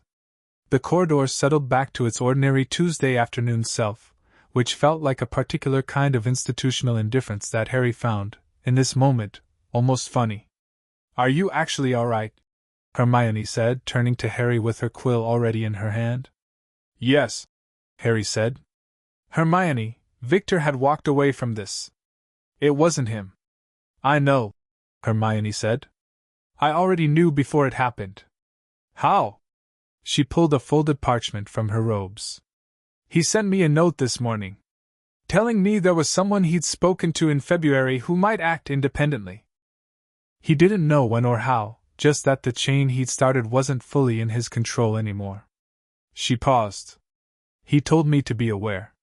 Harry looked at the note. Then at Hermione. He warned you. Yes. She folded it back up carefully. He warned me specifically. A pause that was precise in its length. I may owe him a conversation. Harry thought about Victor saying perhaps she needs to be reminded and decided this was exactly none of his business. Probably, he said. Hermione put the note away with a composure that was real and also, just slightly, wasn't. Right, she said. Now can we talk about what you just did with your wand? Because I've been in the restricted section twice this year and I have never seen anything close to Hermione. Harry said. What? Later, he said. She looked at him. Then at Fleur. Then back at him, with the expression that computed a social situation and arrived at a conclusion that, tonight, was not going to argue with. Fine, she said. Later. She picked up her books, straightened her robes, and walked back into the library with the dignity of someone who had decided to table several things simultaneously. Harry turned to Fleur. She was watching him with that look, the one that was just her, no armor, no performance. The silver spell, she said. What was it? I don't know, he said honestly. It was the same color. I know. She was quiet for a moment. The bond, she said. When they tried to dissolve it and you pushed back, I felt it. The attempt and the refusal. She looked at him with something that was close to wondering and entirely unlike the composed public Fleur. You refused it completely.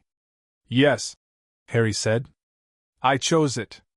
I'm not going to let something I chose be taken from me. Fleur looked at him for a long time. I need to tell you something, she said. I've been carrying it since this morning and I need to say it plainly. All right, he said. She looked at the corridor for a moment, the scorch mark, the ordinary stone, the afternoon light coming through the far window. Then she looked back at him. Last night, when I felt you in the graveyard, when I felt the Cruciatus, I was in the stands with 500 people around me and I was completely alone with it. Because no one else could feel what I was feeling.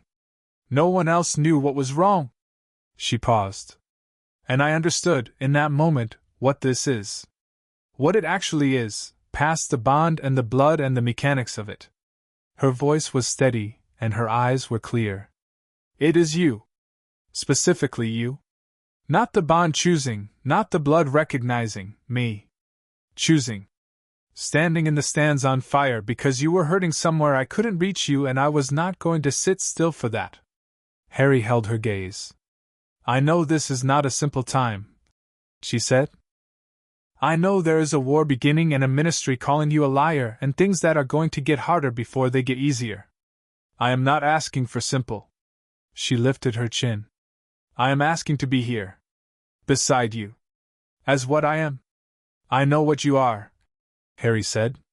Yes, she said. You do. Something warmed in her expression. That is, as it happens, one of your better qualities. He stepped forward and kissed her. Not the Yule Ball, not the brief, momentum-carried surprise of a winter dance floor.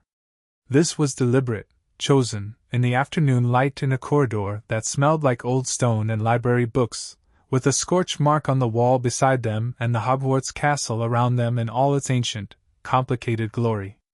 She kissed him back with the same deliberateness. Both of them present, both of them choosing, the bond warm and full and completely unnecessary because it was already true without it. When they pulled back, Harry looked at her. The compass in his chest was still. Not absent, still. The way a needle is still when it has found true north and has no further work to do. That evening, all of them gathered in the room of requirement. Harry hadn't planned it. It had simply happened the way things happened when the right people were in the same place at the right time. Ron arrived first, with Neville, who had heard enough to want to be useful. Hermione came with a stack of books and a purposeful expression. Fleur arrived with Gabrielle, who had been allowed to stay an extra day and was sitting with her legs folded under her on the floor with a piece of parchment, drawing, unbothered by any of the gravity in the room because she was 8, and 8-year-olds had their own gravity that didn't intersect with anyone else's. The room had configured itself as a large, comfortable sitting room with enough chairs and a fire that burned the right size for June, present without being excessive. The room always knew. Harry stood in the center of it and looked around at the people in it, which took about 3 seconds and told him more than any speech could. Ron, who would say I'm in and mean it forever? Hermione, who would find the information and bring it to you straight even when the information was difficult, who was right now writing notes in the margin of a book and occasionally glancing at the door with an expression she probably didn't know she had. Neville, who had grown something in himself over 4 years that looked quiet from the outside and wasn't. Fleur, sitting in the chair nearest the fire, Gabrielle leaning against her knee, her hand in her sister's hair with a naturalness that was its own kind of grace. Fudge is running a story, Harry said. Dumbledore is building something. Voldemort is back and he knows I survived and he's going to move. He looked around the room. I'm not going to pretend I know what the next year looks like. I don't. But I know what side I'm on and I know who I want beside me. He paused. That's all. I wanted to say it out loud. Gabrielle looked up from her drawing. You are the one who carried me from the lake. she said in careful English that she was clearly proud of. Yeah, Harry said. And you kissed Fleur? She said. The room went briefly silent. Fleur closed her eyes. Gabrielle, Fleur said. Maman will want to know, Gabrielle said, entirely reasonably, and went back to her drawing. Ron made a sound that was suppressed for about 2 seconds, and then wasn't suppressed at all. Hermione's composure lasted slightly longer before she pressed her hand to her mouth and her shoulders started moving. Neville, who had been sitting very straight, suddenly found something fascinating about his left shoe. Harry laughed. Genuinely, fully, the kind that started in the chest and ran all the way through, the kind that you only had when you were surrounded by people you trusted completely, when the weight of everything had not gone away but had, for this specific moment, found its proper proportion. Fleur opened her eyes and looked at Harry with the expression that had no category, that was just her, and she was fighting to smile but losing, and the fire made her look like herself and nothing else. Your sister, Harry said. I am aware, Fleur said. She has opinions. She has always had opinions. Since birth. It is a family trait. She gave up on fighting to smile. As Uave noted. The evening stretched. They talked, not strategy, not yet, though strategy would come. Tonight they talked the way people talk when they know things are changing and they want to hold the shape of the present moment a little longer. Ron described, with considerable enthusiasm, the expression on Fudge's face when Dumbledore had redirected him the previous night. Neville talked about herbology in the way that Neville talked about herbology, with a quiet expertise that was completely different from the anxious uncertainty he wore around most things. Hermione read, occasionally, and contributed sharp observations and once, unexpectedly, laughed at something Fleur said with the kind of real, surprised laughter that meant she hadn't been expecting to find Fleur funny and was now recalibrating. Gabrielle fell asleep against Fleur's knee somewhere around 9 o'clock, her drawing, which turned out to be a surprisingly accurate portrait of Harry carrying something very large out of water, held loosely in one hand. Fleur looked down at her. The soft, unguarded look. The older sibling who would walk through fire. Harry watched her and thought about his parents. About two people who had chosen each other and built something real and then stood in the path of something terrible to protect it. He thought about what Dumbledore had said once, years ago, about love being a power that Voldemort had never understood and therefore fatally underestimated. He thought about a silver-white spell that hadn't existed until he needed it. He thought about a bond that had started with an accident on a winter dance floor and become something that stood up to a graveyard and a forced dissolution and a war beginning and was still here, warm and full and chosen, sitting in a room that had configured itself just right. He thought, this is what you fight for. Not the abstract. Not the symbol. Not the boy who lived, not the chosen one, not whatever title the world decided to put on him next. This. A room with a fire the right size and people in it who had decided, each for their own reasons, to be on the right side of something. Fleur looked up and found him watching. She didn't say anything. She reached out and took his hand, the way she'd been taking it for months now, simply, naturally, without ceremony. The fire cracked. Gabrielle's drawing slipped to the floor. Ron said something to Neville that made Neville snort. Hermione was writing. Outside, the castle stood on its hill and the summer dark lay over the grounds, and somewhere in the distance a war was deciding how to begin. It was going to be hard. It was going to be the hardest thing most of them had ever done, and some of what was coming would leave marks that lasted. Harry held Fleur's hand and looked at the fire. He wasn't afraid. He had never been very good at afraid, which various people had told him at various times was a character flaw or a survival mechanism, or a sign of something ancient and intractable in him that the world was going to keep testing. He didn't know which it was. He just knew that the room was warm and the people in it were real and the thing in his chest was chosen and complete, and whatever came through the door next, he would meet it the same way he met everything else. By moving toward it. By refusing to be something smaller than he was. By choosing every day the things worth choosing, and holding them when someone tried to take them away. The fire burned. The castle kept its watch. And Harry Potter, 14 years old, claimed and claiming, sat in the warmth he built and waited for the world to try again. The story continues.